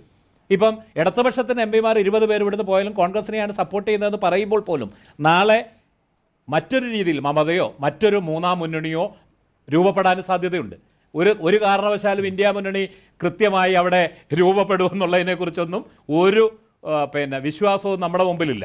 പക്ഷേ അതുകൊണ്ടാണ് കോഴിക്കോട്ടുകാരുടെ പ്രത്യേകത എന്ന് പറയുന്നത്, അവർ കൃത്യമായി ദേശീയ രാഷ്ട്രീയത്തെ വിലയിരുത്തിക്കൊണ്ട് അത് ഒരു കാൻഡിഡേറ്റിനുള്ള ആഭിമുഖ്യത്തെക്കാൾ ഉപരി ദേശീയ രാഷ്ട്രീയത്തിൽ നിന്ന് BJPയെ തുടച്ചു മാറ്റണം എന്നുള്ളൊരു ഒറ്റ കാര്യം മനസ്സിൽ നെഞ്ചിലേറ്റുന്നത് കൊണ്ടാണ് കൃത്യമായി കോൺഗ്രസ് സ്ഥാനാർത്ഥിയെ ആ സ്ഥാനാർത്ഥിയുടെ മികവ് മാത്രമല്ല അല്ലെങ്കിൽ പോലും മാറ്റിവെച്ചിട്ട് നമ്മൾ ആലോചിക്കേണ്ടത് ഒരു എല്ലാ നിയമസഭാ മണ്ഡലങ്ങളും ഇടതുപക്ഷത്തോട് അനുകൂലമായി നിൽക്കുന്ന മണ്ഡലത്തിൽ അവിടുത്തെ പാനലോട്ട് ഇടതുപക്ഷത്തിൻ്റെ ഇല്ലേ? എന്തുകൊണ്ടാണ് ഇടതുപക്ഷ പാനലോട്ടുകൾ ഒരു ദേശീയ തലത്തിലേക്ക് ചിന്തിക്കുമ്പോൾ വലത്തേക്ക് തിരിയുന്നു? അതാണ് ജനാധിപത്യത്തിലെ അടിസ്ഥാനപരമായി ചിന്തിക്കുന്ന ഒരു ജനത അവിടെ ഉണ്ടെന്ന് ഞാൻ പറയുന്നത്. റൈറ്റ്. ഇപ്പോൾ ബാബുജി സൂചിപ്പിച്ച കാര്യങ്ങൾ, അതായത് ഈ വോട്ടർമാർ, അവിടുത്തെ കോഴിക്കോട് ലോക്സഭാ മണ്ഡലത്തിലെ വോട്ടർമാർ സ്ഥാനാർത്ഥികളെ നോക്കിയല്ല കൃത്യമായ രാഷ്ട്രീയം വെച്ചുകൊണ്ടാണ് വോട്ട് രേഖപ്പെടുത്തുന്നത് എന്ന് പറയുകയുണ്ടായി. അപ്പോൾ ഇളമരം കരീമിനെ പോലെ ട്രേഡ് യൂണിയൻ രംഗത്തൊക്കെ വളരെ സജീവമായ കരീംക എന്ന് നാട്ടുകാർ വിളിക്കുന്ന ഇളമരം കരീമിൻ്റെ സ്ഥാനാർത്ഥിത്വം LDFന് എത്രത്തോളം ഗുണം ചെയ്യും? തീർച്ചയായും ദേശീയ രാഷ്ട്രീയം വിലയിരുത്തപ്പെടുന്ന ഒരു തെരഞ്ഞെടുപ്പാണ്. കോൺഗ്രസിന് ഭൂരിപക്ഷം കിട്ടിക്കഴിഞ്ഞാൽ സ്വാഭാവികമായും കോൺഗ്രസിന് MP-മാർ ഉണ്ടാവണമെന്നുള്ളൊരു സ്വാധീനമുണ്ട്. പക്ഷേ ഒരു ദേശീയ നിലപാട് സ്വീകരിക്കുമ്പോൾ കോഴിക്കോട് ആളുകൾ എന്ന് പറയുന്നത് ദേശീയ ഒരു പ്രത്യേക രീതിയിൽ എല്ലാ അർത്ഥത്തിലും ഒരു പുരോഗമന ചിന്താഗതി കൂടി വെച്ച് പുലർത്തുന്ന ആളുകളാണ്. ഇളമരം കരീമും MK രാഘവനെ പോലെ തന്നെ വളരെ അടിസ്ഥാന വർഗത്തിനോട് യോജിച്ച് നിൽക്കുന്ന ഒരു സ്ഥാനാർത്ഥി കൂടിയാണ്. അപ്പോൾ മത്സരം MK രാഘവൻ കഴിഞ്ഞ 2 തെരഞ്ഞെടുപ്പിലും രക്ഷപ്പെട്ടിട്ട് വിജയിച്ചിട്ടുണ്ടെങ്കിലും ഈ പ്രാവശ്യം ഇളമരം കരീമിൻ്റെ സ്ഥാനാർത്ഥിത്തോടുകൂടി ഞാൻ നേരത്തെ സൂചിപ്പിക്കേണ്ടതുപോലെ ഈ മുസ്ലിം ന്യൂനപക്ഷങ്ങൾക്കിടയിലുണ്ടായ കഴിഞ്ഞ വർഷത്തെ ഒരു ഏകീകരണം അങ്ങനെ MK രാഘവനോട് 100% ഉണ്ടാവുള്ള ഒരു സാധ്യത നമ്മൾ കാണുന്നില്ല. ജയിച്ചു കഴിഞ്ഞാൽ ഇവിടെ ഇടതുപക്ഷത്തെ MP മാർ ജയിച്ചു കഴിഞ്ഞാലും അവിടെ ദേശീയ തലത്തിൽ ഇന്ത്യ മുന്നണിക്ക് പിന്തുണ നൽകുമെന്നുള്ളതുകൊണ്ട് തന്നെ ഒരു തീരുമാനം വരുമ്പോൾ ന്യൂനപക്ഷങ്ങൾക്ക് പരമായൊരു തീരുമാനങ്ങൾ വരുമ്പോൾ ഈ കോൺഗ്രസിന് അല്ലെങ്കിൽ ഇന്ത്യ മുന്നണിയിൽ ഇടപെടാൻ വേണ്ടി സാധിക്കുന്ന MP മാരുണ്ടാവണമെന്നുള്ള ഒരു തോന്നൽ ഇടതുപക്ഷത്തിൻ്റെ എളമരം കരീമിൻ്റെ ഒക്കെ രാജ്യസഭയിലെ ഇടപെടലുകളൊക്കെ അദ്ദേഹത്തിന് ഗുണകരമാവുമെന്നുള്ളതാണ് ഞാൻ മനസ്സിലാക്കുന്നത്, വിലയിരുത്തുന്നത്. റൈറ്റ്. ഇപ്പോൾ TV ഹിക്മത്ത് മാധ്യമപ്രവർത്തകനാണ്, അദ്ദേഹം ടെലിഫോൺ ലൈനിൽ ചർച്ചയിൽ ചേരുന്നു. TV ഹിക്മത്ത്, താങ്കൾക്ക് എൻ്റെ വാക്കുകൾ കേൾക്കാമെങ്കിൽ, നേരത്തെ നാട്ടിൽ നിന്ന് അവാം സുറൂർ ഈ ചർച്ചയിൽ പങ്കെടുത്തിരുന്നു. അദ്ദേഹം പറഞ്ഞത് MK രാഘവന് തന്നെയായിരിക്കും ഇത്തവണയും മണ്ഡലത്തിൽ മേൽക്കൈ എന്നാണ് അദ്ദേഹം സൂചിപ്പിക്കുന്നത്. എന്താണ് താങ്കളുടെ ഒരു വിലയിരുത്തൽ? കോഴിക്കോട് എളമരം കരീമിനെയാണ് LDF രംഗത്തിറക്കിയിരിക്കുന്നത്. ഒപ്പം തന്നെ MT രമേശും മത്സര രംഗത്തുണ്ട് BJPയുടെ കാൻഡിഡേറ്റ് ആയിട്ട്. താങ്കളുടെ ഒരു വിലയിരുത്തലിൽ എന്തായിരിക്കും കോഴിക്കോട്ടെ ഒരു ചിത്രം? താങ്കൾ ആ മണ്ഡലത്തിലെ ഒരു വോട്ടർ കൂടിയാണല്ലോ. ഈ തെരഞ്ഞെടുപ്പുമായി ബന്ധപ്പെട്ട് TV ഹിക്മത്ത്,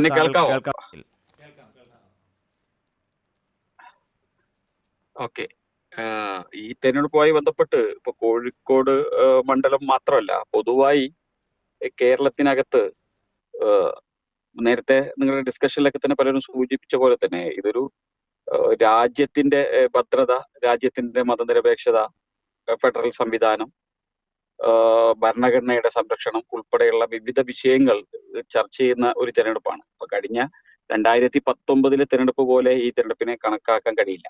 2019 ഒരു ഒരു ഒരു ഒരു ആശ ഒക്കെ കൊടുത്തിട്ടുണ്ട്. കാരണം കേരളത്തിന് ഒരു പ്രധാനമന്ത്രി പോകുന്നു, കോൺഗ്രസ് ചിലപ്പോൾ ഭരിച്ചേക്കാം എന്നുള്ളതൊക്കെ.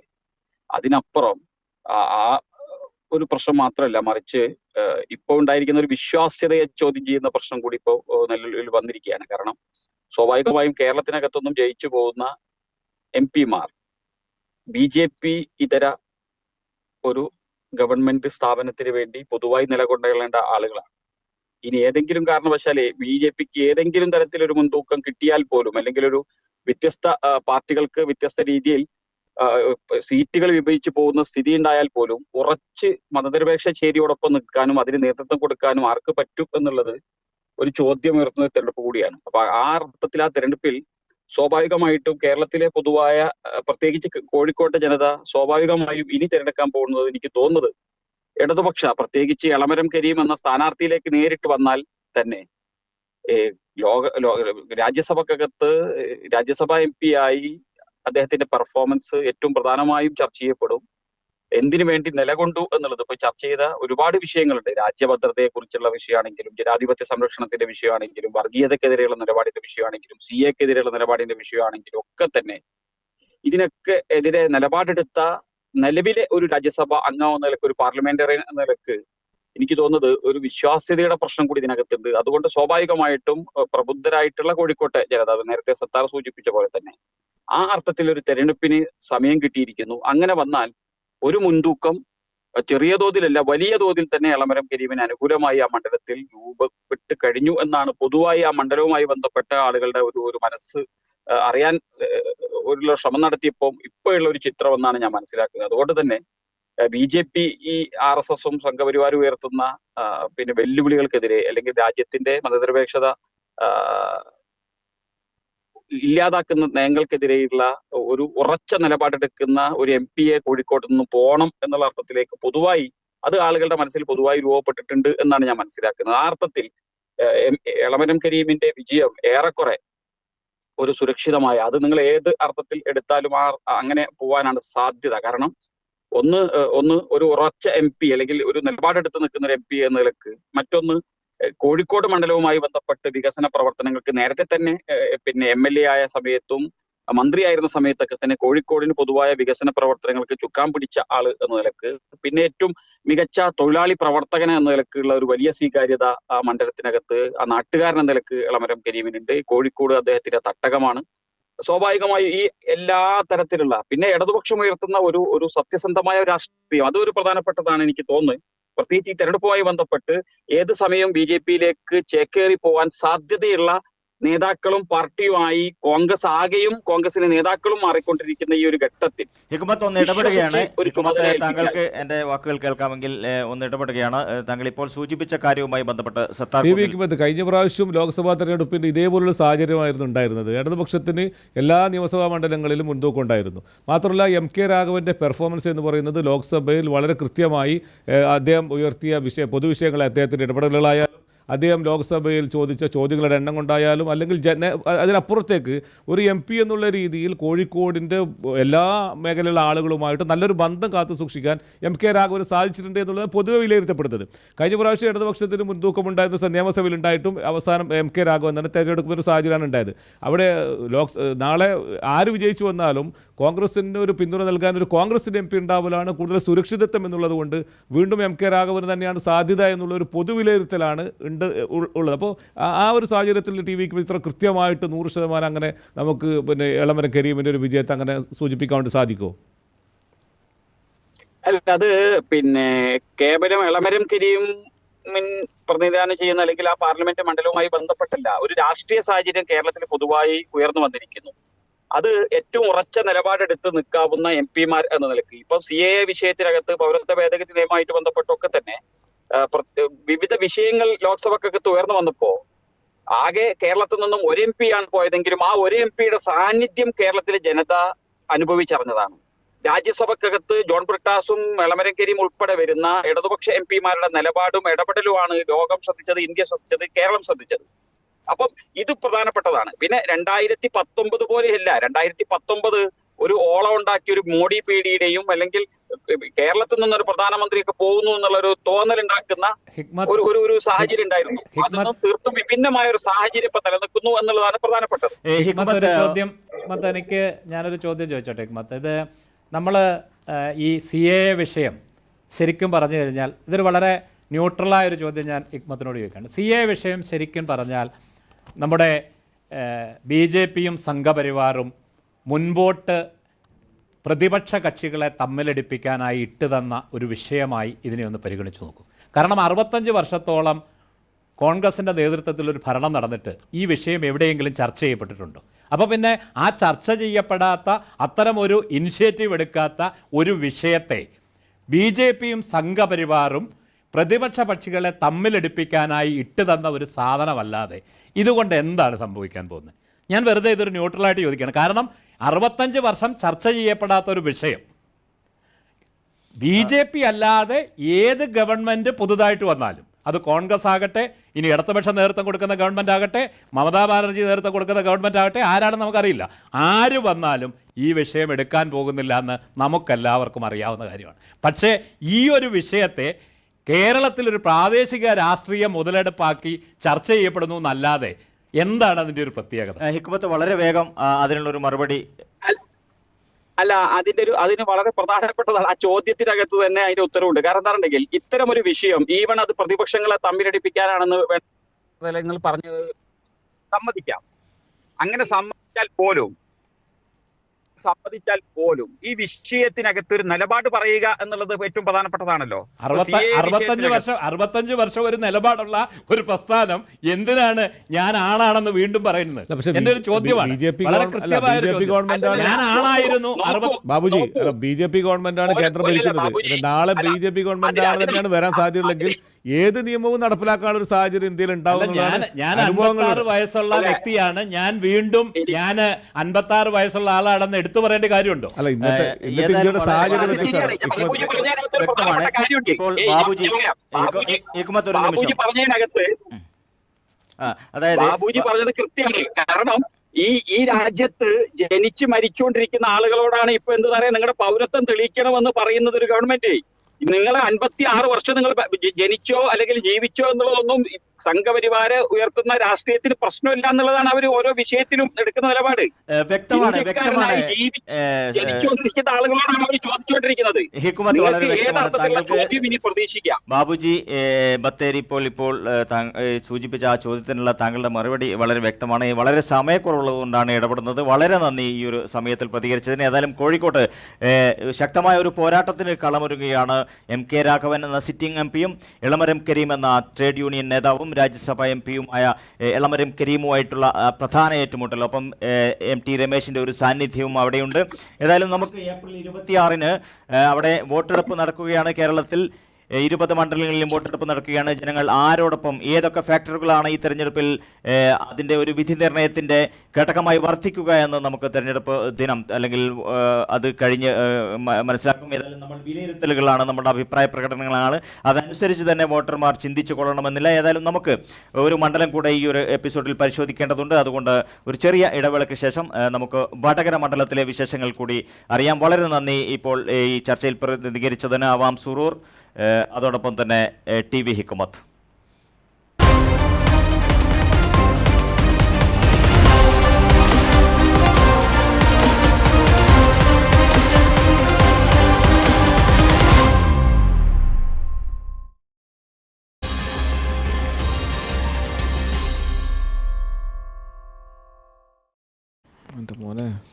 വെൽക്കം ബാക്ക് ടു മണ്ഡലങ്ങളിലൂടെ വ്യൂ ഫൈൻഡറിന്റെ പ്രത്യേക തെരഞ്ഞെടുപ്പ് അവലോകന പരിപാടി. നമ്മൾ അടുത്തതായിട്ട് വിലയിരുത്താൻ പോകുന്നത് വടകര നിയോജക മണ്ഡലമാണ്, ലോക്സഭാ മണ്ഡലമാണ്. എൻ്റെ ഒരു മണ്ഡലം കൂടിയാണ് വടകര. അതുകൊണ്ട് തന്നെ ഇത്തവണ ലോക്സഭാ ഇലക്ഷനിൽ വോട്ട് ചെയ്യാൻ വേണ്ടി ഞാൻ നാട്ടിലേക്ക് പോകുന്ന സന്തോഷ വാർത്ത കൂടി ഞങ്ങൾ നിങ്ങളെ അറിയിക്കുകയാണ്. ആർക്കാണ് വോട്ട് ചെയ്യണമെന്ന് പറയേണ്ടതില്ല. വടകരയുടെ വിലയിരുത്തൽ അപ്പോൾ മുനീറിൽ തന്നെ തുടങ്ങാം. എന്താണ് വടകരയുടെ ഇന്നത്തെ ഒരു രാഷ്ട്രീയ സാഹചര്യം? വടകരയിൽ ഒരു സാഹചര്യം ഞാൻ മനസ്സിലാക്കിയെടുത്തോളം ഇപ്പോൾ നമുക്കറിയാം, നേരത്തെ അവിടെ K മുരളീധരൻ MP ആയിരുന്നു. അദ്ദേഹം ഇപ്പോൾ തൃശ്ശൂരിലേക്ക് പോയിരിക്കുകയാണ്. ഇപ്പോൾ ഒരു സ്ഥാനാർത്ഥി ഷാഫി പറമ്പിലാണ് ഇപ്പോൾ UDF-ന് വേണ്ടി രംഗത്തിറങ്ങിയിരിക്കുന്നത്. നമുക്കറിയാം, കേരളത്തിലെ മുൻ ആരോഗ്യമന്ത്രി KK ശൈലജ ടീച്ചറാണ് ഇടതുപക്ഷത്തിന് വേണ്ടി മത്സരിക്കുന്നത്. അതുപോലെ പ്രഫുൽ അദ്ദേഹം BJP-ക്ക് വേണ്ടി കളത്തിലിറങ്ങുന്നു, അഡ്വക്കേറ്റ് പ്രഫുൽ കുമാർ. ഓക്കെ, അപ്പോൾ വളരെ ശക്തമായ പോരാട്ടം. കേരളത്തിൽ ഒരുപക്ഷെ വയനാട് ദേശീയ തലത്തിൽ തന്നെ ശ്രദ്ധിക്കപ്പെടുന്ന ഒരു മണ്ഡലമാണ്. അതിനുശേഷം കേരളത്തിൽ ഏറ്റവും കൂടുതൽ ശ്രദ്ധിക്കപ്പെടുന്ന, ഏറ്റവും കൂടുതൽ വാർത്തകളിൽ നിറഞ്ഞു നിൽക്കുന്ന, വാദങ്ങളും പ്രതിവാദങ്ങളും വിവാദങ്ങളും വിമർശനങ്ങളും ഒക്കെ ആയിക്കൊണ്ട് തന്നെ വളരെ ശക്തമായി വാർത്തകളിലും കേരളത്തിലെ മുഴുവൻ വോട്ടർമാർക്കിടയിലും നിറഞ്ഞു നിൽക്കുന്ന ഒരു മണ്ഡലം തന്നെയാണ് വടകര. തീർച്ചയായും UDF ഇടതുപക്ഷത്തെ സംബന്ധിച്ചിടത്തോളം വളരെ ഒരു നിർണായകമായ അഭിമാനത്തിന്റെ ഒരു പോരാട്ടം കൂടിയാണ്. ഇടതുപക്ഷത്തിന്റെ ഒരു കോട്ടയായ മണ്ഡലം എന്ന് തന്നെ വേണേൽ പറയാം. 2004 P സതീദേവി അവിടുന്ന് വിജയിച്ച കാൻഡിഡേറ്റ് ആണ്. അല്ല, ഈ നമ്മൾ നിയമസഭാ മണ്ഡലങ്ങളെ കൂടി പരിശോധിക്കുകയാണെങ്കിൽ കണ്ണൂർ പോലെയോ കോഴിക്കോട് പോലെയോ എവിടം തൊട്ടാണ് വടകരയുടെ ഒരു ചേഞ്ച് ഫീൽ അത്രമാത്രം ഒരു ഭൂരിപക്ഷം ഇടതുപക്ഷത്തുണ്ട് എന്നുള്ള നിയമസഭാ തെരഞ്ഞെടുപ്പിൽ പോലും കണ്ണൂരിനെയും കോഴിക്കോടിനെ കമ്പയർ മാറി പരീക്ഷിച്ച ഒരു ചരിത്രമാണ് വടകരക്ക്. നമുക്കറിയാം KP ഉണ്ണികൃഷ്ണന്റെ ആ കാലം മുതൽ നമ്മൾ പരിശോധിക്കുകയാണെങ്കിൽ KP ഉണ്ണികൃഷ്ണന്റെ കാലം പരിശോധിക്കുമ്പോൾ ഒരു കാര്യം മനസ്സിലാണ്. KP ഉണ്ണികൃഷ്ണൻ എന്ന് പറയുന്ന ഒരു കാൻഡിഡേറ്റ് വളരെ പ്രധാനമായിരുന്നു. അതെ, KP ഉണ്ണികൃഷ്ണൻ എന്ന് പറയുന്ന വ്യക്തി വളരെ പ്രധാനമായിരുന്നു. നമ്മൾ രണ്ട് മുന്നണിയിലും നിന്നിട്ട് എന്റെ മനസ്സിലാക്കില്ല, കേരളത്തിലെ UDF എടുത്ത ഏറ്റവും കൃത്യമായ ഒരു തീരുമാനമാണ് K മുരളീധരനെ തൃശ്ശൂരിലേക്കും ഷാഫി പറമ്പലിനെ വടകരേക്കും എത്തിക്കുക എന്നുള്ളത്. വളരെ കൃത്യമാണ്. നിലവിലുള്ള K മുരളീധരനായിരുന്ന MP-കൾ ഞാൻ മനസ്സിലാക്കുന്നത് ശൈലജ ടീച്ചർക്ക് ഒരു നല്ലൊരു ഈസി വാക്ക് ഓവർ ലഭിക്കുമായിരുന്നു. പക്ഷേ ഷാഫി പറമ്പിലിൻ്റെ ഒരു സാന്നിധ്യത്തോടു കൂടി വടകരയുടെ തെരഞ്ഞെടുപ്പ് ചിത്രമാകെ മാറി എന്തും സംഭവിക്കാമെന്നുള്ള രീതിയിലേക്ക് മാറിയിരിക്കുന്നു. അതിനകത്ത് ഒരു കാര്യം കൂട്ടിച്ചേർക്കാനുണ്ട്. മുസ്ലിം ലീഗിന്റെ ഒരു മനസ്സുകൂടി ആ തീരുമാനത്തിനകത്ത് ഉണ്ട് എന്നുകൂടെ പറയുന്നത് നന്നായിരിക്കും. ഏതായാലും തലശ്ശേരി, കൂത്തുപറമ്പ്, വടകര, കുറ്റ്യാടി, നാദാപുരം, കൊയിലാണ്ടി, പേരാമ്പ്ര എന്നീ നിയമസഭാ മണ്ഡലങ്ങൾ ഉൾക്കൊള്ളുന്നതാണ് വടകര ലോക്സഭാ നിയോജക മണ്ഡലം. ഇക്കുറി സ്ഥാനാർത്ഥിയായി എത്തുന്നത് നേരത്തെ സൂചിപ്പിച്ചതുപോലെ ശൈലജ ടീച്ചറാണ് LDF-ന് വേണ്ടി. അപ്പോൾ ഒപ്പം കോൺഗ്രസിന് വേണ്ടി ഷാഫി പറമ്പിൽ, പ്രഫുൽ കൃഷ്ണയാണ് BJP-ക്ക് വേണ്ടി മത്സരിക്കുന്നത്. കഴിഞ്ഞ തെരഞ്ഞെടുപ്പിൻ്റെ ഒരു ചിത്രം പരിശോധിക്കുകയാണെങ്കിൽ 5,76,755 വോട്ടുകൾ നേടി K മുരളീധരൻ അവിടെ 84,633 വോട്ടിൻ്റെ ഭൂരിപക്ഷത്തിൽ അവന് ജയിച്ചു. 4,42,092 വോട്ടുകൾ നേടിയ CPM സ്ഥാനാർത്ഥി P ജയരാജനെയാണ് K മുരളീധരൻ പരാജയപ്പെടുത്തിയത് 2019. 2019 ഒരു കാര്യം പരിശോധിക്കുകയാണെങ്കിൽ P ജയരാജൻ എന്ന LDF സ്ഥാനാർത്ഥിക്ക് ആ മണ്ഡലത്തിൽ ചില പ്രതികൂല ഘടകങ്ങളെങ്കിലും ഉണ്ടായിരുന്നു. അത് മുരളീധരൻ്റെ വിജയത്തിന് സ്വാധീനിച്ചിട്ടുണ്ട്. ഒപ്പം തന്നെ നമ്മൾ നേരത്തെ പല ചർച്ചകളിലും സൂചിപ്പിച്ചതുപോലെ കഴിഞ്ഞ 2019 അലയടിച്ച രാഹുൽ ഫാക്ടർ, രാഹുൽ എഫക്റ്റ് അതും കൂടെ ഗുണം ചെയ്തിട്ടുണ്ട്. ഏതായാലും ഇത്തവണ ഏതൊക്കെ ഫാക്ടറുകളാണ് ഈ ഒരു മണ്ഡലത്തിൽ ജനങ്ങളുടെ തീരുമാനത്തെ ബാധിക്കുക, വോട്ടർമാരെ സ്വാധീനിക്കുക എന്ന കാര്യങ്ങളാണ് നമ്മൾ പരിശോധിക്കുന്നത്. ഇപ്പോൾ നാട്ടിൽ നിന്ന് കാളിയേരി മൊയ്തു, അദ്ദേഹം ഒരു മുതിർന്ന കോൺഗ്രസ് നേതാവാണ്. എന്താണ് നാട്ടിലെ ഒരു തെരഞ്ഞെടുപ്പിൻ്റെ ഒരു ചിത്രം? ഏതാണ്ട് തെരഞ്ഞെടുപ്പിൻ്റെ ദിവസങ്ങൾ അടുത്തു കഴിഞ്ഞിരിക്കുന്നു. ഇനി ഒരാഴ്ചയിൽ താഴെ മാത്രമാണ് തെരഞ്ഞെടുപ്പിനുള്ളത്. എന്താണ് അവിടുത്തെ ഒരു സാഹചര്യം? ഷാഫി പറമ്പിലൂടെ മണ്ഡലം നിലനിർത്തുമോ UDF, അല്ലെങ്കിൽ ശൈലജ ടീച്ചർ എന്ന തുറുപ്പ് ചീട്ട് ഇറക്കിയ LDFന് ആ ഒരു തുറുപ്പ് ചീട്ടിലൂടെ മണ്ഡലം തിരിച്ചു പിടിക്കാൻ സാധിക്കുമോ? ഈ ഒരു മെച്ചപ്പെട്ട സ്ഥാനാർത്ഥി ശൈലജയുള്ള കാര്യത്തിൽ യാതൊരു സംശയമില്ല. പക്ഷെ അപ്രതീക്ഷിതമായി വന്ന ഷാഫിയുടെ വരവിൽ ഇടതുപക്ഷത്തിന്റെ ഒരു ഞെട്ടലാണ് കാണാൻ സാധിക്കും.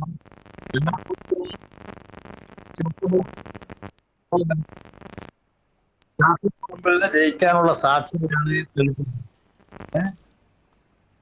ഈ അതിനിടയിലാണ് എന്താ പറയാ ടെലിഫോൺ ലൈനിൽ കളീരി മൊയ്തു, അദ്ദേഹത്തിന്റെ ടെലിഫോൺ ലൈനിൽ എന്തോ സാങ്കേതിക തകരാറുണ്ട്, നെറ്റ്വർക്ക് പ്രശ്നമുണ്ട്. നമുക്ക് ഒരിക്കൽ കൂടി അദ്ദേഹത്തിലേക്ക് തിരിച്ചു വരാം. ബാബുജി, ഇപ്പോൾ നമ്മൾ സൂചിപ്പിച്ചുകൊണ്ടിരിക്കുന്ന പോലെ ഇപ്പോൾ അദ്ദേഹം നേരത്തെ സത്താറും അദ്ദേഹവും ഒക്കെ സൂചിപ്പിച്ചതുപോലെ സ്ഥാനാർത്ഥികൾ നേരത്തെ പി ജയരാജനും കെ മുരളീധരനും തമ്മിലുണ്ടായിരുന്ന മത്സരത്തിൻ്റെ ഒരു സാഹചര്യമല്ല KK ശൈലജയും ഷാഫി പറമ്പിലും തമ്മിലുള്ളത്. അത് ഒരു വലിയ അംഗത്തിൻ്റെ, അല്ലെങ്കിൽ നമുക്ക് സോഷ്യൽ മീഡിയയിലൊക്കെ അല്ലെങ്കിൽ ടെലിവിഷൻ വാർത്തകളിലൊക്കെ നോക്കിക്കഴിഞ്ഞാൽ പ്രചാരണങ്ങളിൽ ഇരു ഭാഗങ്ങളിലും വലിയ ജനക്കൂട്ടം. ഈ ജനക്കൂട്ടമൊക്കെ വോട്ടായി മാറുമോ എന്നുള്ളത് മറ്റൊരു കാര്യം. എവിടെ നിന്നാണ് ഇത്രയും ജനക്കൂട്ടം എത്തുന്നത് എന്നുള്ളതും. പക്ഷേ വലിയൊരു ജനക്കൂട്ടം ഈ രണ്ട് സ്ഥാനാർത്ഥികളുടെ എല്ലാ പര്യടനങ്ങളിലും എല്ലാ പ്രചാരണ പ്രവർത്തനങ്ങളിലും കാണുന്നുണ്ട്. ഇത് കഴിഞ്ഞ തവണത്തേൽ നിന്ന് വ്യത്യസ്തമായി എന്ത് ഒരു സവിശേഷതയാണ് ഈ കുറി മണ്ഡലത്തിൽ കാണുന്നത്? നേരത്തെ സൂചിപ്പിച്ച പോലെ സത്താർ സൂചിപ്പിച്ച ഒരു വിഷയം ഇതിനകത്തുണ്ട്. അതായത് UDF എടുത്ത ഒരു തീരുമാനത്തിലെ ഏറ്റവും എന്താ പറയുന്നത് പോസിറ്റീവായൊരു തീരുമാനമാണ് തൃശ്ശൂരിൻ്റെ കാര്യത്തിലും വടകരയുടെ കാര്യത്തിലും. അതെ, ഒരു ടാറ്റിക്സ്, ഒരു തന്ത്രമായിരുന്നു അത്. ആ തന്ത്രം വളരെ കൃത്യമായി അവതരിപ്പിക്കാൻ പറ്റി, സമയോചിതമായി അവതരിപ്പിക്കാൻ പറ്റി എന്നതാണ്. ആ സമയോചിതമായി അവതരിപ്പിച്ചപ്പോൾ ഈ നേരത്തെ സൂചിപ്പിച്ച പോലെ കെ മുരളീധരനെ പ്രതീക്ഷിച്ചു നിന്നുകൊണ്ട് പ്രവർത്തനങ്ങൾ ഏകീകരിപ്പിച്ച ഇടതുപക്ഷത്തിന് ഒരു സസ്പെൻസ് ആയിരുന്നു ഷാഫി പറമ്പിൽ. ആ ഷാഫി പറമ്പിലിൻ്റെ യുവത്വം ഒന്ന്, ഷാഫി പറമ്പിൽ എന്ന വ്യക്തിയുടെ ഒരു പ്രത്യേകതയൊന്ന്. രണ്ട്, ഞാനതിനകത്ത് വിലയിരുത്തുന്ന ഒരു കാര്യം, ഒരു മുസ്ലിം ലീഗ് വോട്ടർമാരുടെ ഒരു മനസ്സുകൂടി UDF അതിൽ നിന്ന് കടമെടുത്തു എന്നാണ്. ഒരു മുസ്ലിം കാൻഡിഡേറ്റ് കോൺഗ്രസിൽ അധികമായി വരുന്നില്ല എന്നുള്ളൊരു പരാതി നിലനിൽക്കുന്ന സമയത്താണ് ഒരു മുസ്ലിം കാൻഡിഡേറ്റിനെ കൃത്യമായി അവിടെ പ്രതിഷ്ഠിക്കുന്നത്. വടകരയും കോഴിക്കോടും ഈ പരിസര പ്രദേശങ്ങളൊക്കെ, അല്ലെങ്കിൽ വടക്കൻ കേരളത്തിൽ മുസ്ലിം ലീഗിനുള്ള ഒരു സ്വാധീനം കൂടെ വിലയിരുത്തുമ്പോൾ, പ്രത്യേകിച്ച് രാഹുൽ ഗാന്ധി വയനാട്ടിൽ മത്സരിക്കുന്നില്ലെങ്കിൽ അവിടെ ഒരു മുസ്ലിം കാൻഡിഡേറ്റ് ആയിരിക്കണം എന്ന് രഹസ്യമായെങ്കിലും നിർബന്ധം പിടിച്ചിട്ടുള്ളതാണ് മുസ്ലിം ലീഗ്. അപ്പോൾ ആ സമയത്താണ് ഷാഫി പറമ്പിലിനെ പ്രതിഷ്ഠിക്കുന്നു എന്നതുകൊണ്ട് തന്നെ ഷാഫി പറമ്പിലിൻ്റെ വ്യക്തിത്വവും ഈ പറയുന്ന ഘടകവും എല്ലാം കൂടി ചേരുമ്പോൾ പിന്നെ ONGM പോലെയുള്ള മേഖലകളിലുള്ള ഒരു ഇടതുപക്ഷ വിരുദ്ധത, നമ്മുടെ പിന്നെ രമയുടെ നേതൃത്വത്തിലുള്ള ഒരു ഇടതുപക്ഷ വിരുദ്ധത അവിടെ നിലനിൽക്കുന്നുണ്ട്. ഈ ഘടകങ്ങളെല്ലാം കൂടെ ചേരുമ്പോഴും ദേശീയ രാഷ്ട്രീയത്തിൽ BJPയെ ഉന്മൂലനം ചെയ്യേണ്ടത് ആവശ്യകതയും കൂടെ പരിഗണിക്കുമ്പോൾ ഷാഫി പറമ്പിലിന് ഒരു മുൻതൂക്കം നിലനിൽക്കുന്നതായി കാണാം. പക്ഷേ ഒട്ടും പിന്നിലല്ല ശൈലജ എന്നത് വളരെ വ്യക്തമാണ്. കാരണം ശൈലജ ടീച്ചർ നമ്മൾ കേരളത്തിലെ ഇടതുപക്ഷ ഗവൺമെൻറ്റിലെ ഒരു മന്ത്രിയായിരുന്ന് വളരെ മനോഹരമായി ജനശ്രദ്ധ ആകർഷിച്ച ഒരു ജനകീയ നേതാവാണ്. അതുകൊണ്ട് മത്സരം വളരെ കടുത്തതായിരിക്കും. സാഹചര്യം ഞാൻ നേരത്തെ പറഞ്ഞതുപോലെ ഇപ്പോൾ കഴിഞ്ഞ തവണ പി ജയരാജൻ, ഞാൻ ആ മണ്ഡലത്തിലെ ഒരു വോട്ടർ ആണ് എന്നുള്ളത് കൊണ്ടാണ്. കാരണം പി ജയരാജനെ CPM അവതരിപ്പിക്കുമ്പോൾ മറുപക്ഷത്തുണ്ടായിരുന്നത് കെ മുരളീധരൻ പാർട്ടി അല്ലെങ്കിൽ കക്ഷി രാഷ്ട്രീയത്തിനപ്പുറത്ത് കേരളത്തിലെ കുറച്ചുകൂടെ അല്പം കൂടെ താരതമ്യേന പി ജയരാജനുമായിട്ട് നമ്മൾ താരതമ്യം ചെയ്യുമ്പോൾ കുറച്ചുകൂടെ ജനകീയനാണ്. വിഷയങ്ങളിൽ പൊതു വിഷയങ്ങളിലൊക്കെ അദ്ദേഹത്തിൻ്റെ ഇടപെടലുകളൊക്കെ പലപ്പോഴും നേരത്തെ തുടക്കത്തിൽ കെ കരുണാകരൻ്റെ മകൻ എന്നുള്ള ഒരു ഇമേജിൽ അദ്ദേഹം കേരള രാഷ്ട്രീയത്തിലേക്ക് വരികയും ആ സമയത്ത് ഇപ്പോഴെങ്ങനെയാണോ നമ്മൾ കെ മുരളീധരനെ കാണുന്നത് ആ ഒരു ഇമേജ് ആയിരുന്നില്ല അദ്ദേഹത്തിന്. ഇപ്പോൾ പക്വതയാർന്ന വളരെ ഇരുത്തം വന്ന ഒരു രാഷ്ട്രീയ നേതാവിനെ പോലെ എല്ലാ വിഷയങ്ങളിലും ഇടപെടുകയും ഉരുളക്കുപ്പേരി പോലെ മറുപടികൾ പറയുകയും കേരള രാഷ്ട്രീയത്തിൽ നിർണായകമായ സ്ഥാനവുമുള്ള ഒരു വ്യക്തിയായിട്ട് മാറിയിട്ടുണ്ട് കെ മുരളീധരൻ. അപ്പോൾ മുരളീധരൻ്റെ ഒരു സ്ഥാനാർത്ഥിത്വവും പി ജയരാജൻ്റെ ഒരു സാന്നിധ്യവും രണ്ടും കൂടെ തുലനം ചെയ്യുന്ന സമയത്ത് തീർച്ചയായിട്ടും ആ സമയത്ത് വോട്ടുകൾ UDF സമാഹരിക്കാൻ സാധിച്ചു എന്നുള്ളതൊരു ഫാക്ടറാണ്. എന്നാൽ ഇത്തവണ നമ്മൾ പരിശോധിക്കുമ്പോൾ കേരളത്തിൽ കെ ശൈലജ ടീച്ചർക്ക് കേരളത്തിൽ പൊതുജനങ്ങൾക്കിടയിലുള്ള സമിതി അവർ ആരോഗ്യമന്ത്രിയായിരുന്ന സമയത്ത് കേരളത്തിൽ നമുക്കറിയാം നിപ്പ അതിന് എഫക്റ്റായ ഒരു ഒരു പ്രദേശം ഉൾപ്പെടുന്ന ഒരു മണ്ഡലം കൂടിയാണ് വടകര. പേരാമ്പ്രയിലായിരുന്നു നിപ്പയുടെ ആദ്യത്തെ ഒരു ഔട്ട് ബ്രേക്ക് ഉണ്ടായത്. ആ അർത്ഥത്തിൽ പേരാമ്പ്രയിലും മറ്റും ആ ഭാഗത്തൊക്കെ ടീച്ചർക്ക് പ്രത്യേകിച്ച് കേരളത്തിൽ മൊത്തത്തിൽ ശൈലജ ടീച്ചർ എന്ന ആരോഗ്യമന്ത്രിക്ക് ജനങ്ങൾക്കിടയിലുള്ള ഒരു സ്വീകാര്യത അതിൽ രാഷ്ട്രീയമൊന്നുമില്ല, രാഷ്ട്രീയ കക്ഷികൾക്ക് അതീതമായി ആളുകൾ അവരെ ചേർത്ത് പിടിക്കുന്ന ഒരു സാഹചര്യം. എന്നാൽ UDF രംഗത്തിറക്കിയിരിക്കുന്ന സ്ഥാനാർത്ഥി ഷാഫി പറമ്പിൽ കേരളത്തിൽ അറിയപ്പെടുന്ന വ്യക്തിയാണ്, വളരെ നല്ല രീതിയിൽ പ്രവർത്തിക്കുന്ന സാമാജികനാണ് എന്ന ഫാക്ടറുകളൊക്കെ ഉണ്ടെങ്കിലും എന്ന ഘടകങ്ങളൊക്കെ ഉണ്ടെങ്കിലും മണ്ഡലത്തിലെ ജനങ്ങൾക്ക് വളരെ ഒരു അടുപ്പമില്ലാത്തൊരു വ്യക്തിയാണ്. നമ്മൾ പറയുന്നത് പോലെ ഒരു ഇറക്കുമതി സ്ഥാനാർത്ഥിയാണ്. ഈ രണ്ട് ഘടകങ്ങൾ നമ്മൾ പരിശോധിക്കുമ്പോൾ, എന്നാൽ തെരഞ്ഞെടുപ്പ് പ്രചാരണ രംഗത്ത് നോക്കുമ്പോൾ വലിയ രീതിയിലുള്ള ആൾക്കൂട്ടം ഉണ്ടാകുന്നുമുണ്ട്. നേരത്തെ പി ജയരാജനും കെ മുരളീധരനും മത്സരിക്കുമ്പോൾ പി ജയരാജൻ എന്നുള്ള സ്ഥാനാർത്ഥിക്കെതിരെ എല്ലാ വിഭാഗം ആളുകളും ഒരുമിക്കുന്ന ഒരു പ്രത്യേകത, അത് മുരളീധരന് ഗുണം ചെയ്തൊരു വലിയൊരു കാരണം എന്ന് പറഞ്ഞാൽ CPM വിരുദ്ധമായ മുഴുവൻ ആളുകൾ. കാരണം പി ജയരാജൻ കുറച്ച് നെഗറ്റീവ് ക്യാമ്പയിൻ പി ജയരാജൻ നടന്നു. ഒന്നാമത് TP ചന്ദ്രശേഖരൻ വധവുമായി ബന്ധപ്പെട്ട വിഷയം, അരുൺ ഷുക്കൂറുമായി ബന്ധപ്പെട്ട വിഷയങ്ങളിലൊക്കെ പി ജയരാജനെതിരെയുള്ള ഒരു വികാരം നിലനിന്നിരുന്നു. അതുകൊണ്ട് തന്നെ അത് മുരളീധരന് വലിയൊരു ഗുണമാകും, മറ്റു തരംഗത്തോടൊപ്പം തന്നെ ആ സാഹചര്യം വലിയ ഗുണകരമാവുകയും ചെയ്തു. പക്ഷേ ഇന്ന് സൂചിപ്പിക്കപ്പെട്ടതുപോലെ ഇന്നുള്ള സ്ഥാനാർത്ഥി ശൈലജ ടീച്ചർ എന്ന് പറയുന്നത് നിലവിലൊരു MLA, അതോടൊപ്പം തന്നെ കഴിഞ്ഞ മന്ത്രിസഭയിൽ ഒരു ആരോഗ്യമന്ത്രിയായിരിക്കുമ്പോൾ നടത്തിയ പ്രവർത്തനങ്ങൾ കേരളീയ പൊതുസമൂഹത്തിന് അവർക്കൊരു അംഗീകാരമുണ്ട്. അപ്പോൾ വ്യക്തിപരമായി സ്ഥാനാർത്ഥിക്കെതിരെയുള്ള രാഷ്ട്രീയപരമായിട്ടുള്ള ഒരു കാര്യങ്ങൾ UDF ഇന്ന് പറയാൻ വേണ്ടി സാധിക്കുന്നില്ല. അതുകൊണ്ട് തന്നെയാണ് മറ്റു പല കാര്യങ്ങളുണ്ട്. പക്ഷേ ഷാഫി പറമ്പിൽ നിങ്ങൾ പറഞ്ഞ ഒരു പുതിയ ഒരു പുറത്തുനിന്ന് വന്നൊരു സ്ഥാനാർത്ഥിയാണെങ്കിലും ജനങ്ങൾക്ക് പരിചയമില്ലെങ്കിലും അവരുടെ ഒരു പ്രവർത്തനം കൊണ്ട് കെ ശൈലജ ടീച്ചർ നേടിയെടുത്ത ഒരു മുൻതൂക്കത്തിനോടൊപ്പം എത്താൻ മുസ്ലിം ലീഗിൻ്റെയും മറ്റ് കൃത്യമായ ഒരു രാഷ്ട്രീയ പ്രവർത്തനത്തിലൂടെ റോഡ് ഷോകളിലൂടെ ആളുകൾക്കിടയിലേക്ക് ഒരു തരംഗമുണ്ടാക്കാൻ ഇത് അവർ ഇപ്പോഴും അവർ കാണുന്ന ചന്ദ്രശേഖരൻ വധക്കേസായാലും മറ്റു കാര്യങ്ങളൊക്കെ അത് ചർച്ചയാക്കിക്കൊണ്ട് കെ ശൈലജ ടീച്ചറോട് എത്തിപ്പെടാനുള്ള രീതിയിലേക്ക് ഷാഫിനെ അവതരിപ്പിക്കാൻ UDF സാധിച്ചിട്ടുണ്ട്. അതുകൊണ്ട് തന്നെ മത്സരം വളരെ കടുത്ത, നമുക്ക് തലശ്ശേരി പോലുള്ള അല്ലെങ്കിൽ കൂത്തുപറമ്പ് പോലുള്ള ഇടതുപക്ഷത്തിന് മുൻതൂക്കം നൽകുന്ന മണ്ഡലങ്ങളുണ്ടെങ്കിൽ വടകരയിൽ ഇടതുപക്ഷം മുൻതൂക്കം, ജനതാളിനൊക്കെ മുൻതൂക്കം മണ്ഡലം കെ രമയാണ് വിജയിച്ചത്. അപ്പോൾ ഇത്തരം ഇഷ്യൂ ഫാക്ടറികളൊക്കെ നിയമസഭയിൽ LDF ഭൂരിപക്ഷമെങ്കിലും ഇതൊരു പ്രവചനാതീതമാകുന്നത് സൂചിപ്പിക്കുന്നത് ശൈലജ ടീച്ചർക്കെതിരെയുള്ള പൊതുസമൂഹത്തിൻ്റെ ഒരു നിലപാട് നമുക്ക് കാണാൻ പറ്റും. പക്ഷേ രാഷ്ട്രീയപരമായി അവർക്കെതിരെ കുറേ കാര്യങ്ങൾ, കോവിഡുമായി ബന്ധപ്പെട്ട കുറേ കാര്യങ്ങളൊക്കെ ഇപ്പം പ്രചരണ രംഗത്തുണ്ടെങ്കിലും ജനങ്ങൾക്കിടയിൽ അവർക്ക് പി ജയരാജന് അപ്പുറത്തേക്ക് പൊതുസമൂഹത്തിൻ്റെ കുറേ നിഷ്പക്ഷ വോട്ടുകളെ സ്വാധീനിക്കാൻ ശൈലജ ടീച്ചർക്ക് സാധിക്കുമെന്നുള്ളത് കൊണ്ട് ഒരു ചെറിയൊരു മുൻതൂക്കമെങ്കിലും ശൈലജ ടീച്ചർക്ക് നമ്മൾ പ്രതീക്ഷിച്ചത് കെ ശൈലജ ടീച്ചർ ഈസി ഒരു വാക്ക് ഓവർ വടകരയിൽ ഉണ്ടാവും എന്നുള്ളതാണ്. അത് കെ മുരളീധരനാണെങ്കിൽ തീർച്ചയായിട്ടും ഉണ്ടാവാൻ സാധ്യത ഉണ്ടായിരുന്നു. അത് കെ മുരളീധരൻ വില കുറച്ചുകൊണ്ട് പറയുന്നില്ല. പക്ഷേ ഷാഫി പറമ്പിൽ അവതരിപ്പിച്ച ഒരു രീതിയുണ്ട്. ആ ഒരു രീതി ഈ LDF തെരഞ്ഞെടുപ്പ് പ്രചരണ രംഗത്തേക്ക് UDF എത്തിപ്പെടാൻ വേണ്ടി സാധിച്ചിട്ടുണ്ട്. അതുകൊണ്ട് വളരെ ഈസി ആയിട്ടുള്ളൊരു തെരഞ്ഞെടുപ്പല്ല വടകരയിൽ നടക്കുന്നത്. പക്ഷേ LDF സംബന്ധിച്ചൊരു അഭിമാന പോരാട്ടം തന്നെ. അവർക്ക് കേരളത്തിൽ ഇറക്കാൻ പറ്റുന്ന പറ്റുന്ന ഏറ്റവും മികച്ച സ്ഥാനാർത്ഥിയാണ് ശൈലജ ടീച്ചർ. അതുകൊണ്ട് തന്നെ അവർക്ക് ഏതെങ്കിലും രീതിയിൽ പരാജയം ഉണ്ടാവുകയാണെങ്കിൽ അത് LDFനും അല്ലെങ്കിൽ CPM വലിയൊരു രാഷ്ട്രീയപരമായിട്ടുള്ളൊരു ബുദ്ധിമുട്ടുണ്ടാകും. അതുകൊണ്ട് അവരുടെ പാർട്ടി സംവിധാനം പൂർണ്ണമായും അവർ എല്ലാ അർത്ഥത്തിലും മുമ്പോട്ട് പോകുമ്പോൾ മുസ്ലിം ലീഗിൻ്റെ വലിയ ഇടപെടലോടുകൂടി അതിനോടൊപ്പം എത്താനുള്ള ശ്രമമാണ് UDF നടത്തുന്നത്. അതുകൊണ്ട് മത്സരം ഈ നേരത്തെയൊക്കെ സൂചിപ്പിക്കേണ്ടതുപോലെ തെരഞ്ഞെടുപ്പ് റിസൾട്ട് വരുന്നത് വരെ ആളുകളുടെ മനസ്സ്, ഇരു പാർട്ടികളുടെ മനസ്സ് ഒരു അഭിമാന പോരാട്ടമായി വടകര മാറിയിട്ടുണ്ട് എന്നുള്ളതാണ് എനിക്ക് തോന്നുന്നത്. റൈറ്റ്. വടകര ലോക്സഭാ നിയോജക മണ്ഡലത്തെക്കുറിച്ച് ചർച്ച ചെയ്യുമ്പോൾ ഞാൻ നേരത്തെ സൂചിപ്പിച്ചു, വാർത്തകളിൽ നിറഞ്ഞു നിൽക്കുന്ന ഒരു മണ്ഡലം കൂടിയാണ്. പക്ഷേ പ്രചാരണ രംഗത്തേക്ക് വരുമ്പോൾ പലതരത്തിലുള്ള നമ്മൾ ഈ ഒരു തെരഞ്ഞെടുപ്പ് മര്യാദകൾക്ക് നിരക്കാത്ത തരത്തിലുള്ള പല ഇഷ്യൂകളും ഇരു വിഭാഗത്തിൽ നിന്നും ഈ വിമർശനങ്ങളും അല്ലെങ്കിൽ പ്രചാരണ തന്ത്രങ്ങളും ഒക്കെ ഉൾപ്പെടുത്തുന്നത്. നേരത്തെ കാസർഗോഡ് ലോക്സഭാ മണ്ഡലത്തിൻ്റെ കാര്യത്തിൽ നമ്മൾ സൂചിപ്പിച്ചതുപോലെയുള്ള ഒരു പ്രചാരണ പ്രവർത്തനങ്ങൾ അല്ലെങ്കിൽ അണികളുടെ ആവേശം അതിരു കടക്കുന്ന ഒരു ചിത്രം നമ്മളവിടെ കാണുന്നുണ്ട്. ഇത് എങ്ങനെ വിലയിരുത്തുന്നു ബാബുജി? നമ്മളിത് ഒരു രാഷ്ട്രീയ പാർട്ടിയുടെ കാര്യമായി മാത്രം പരിഗണിച്ചുകൂടാ.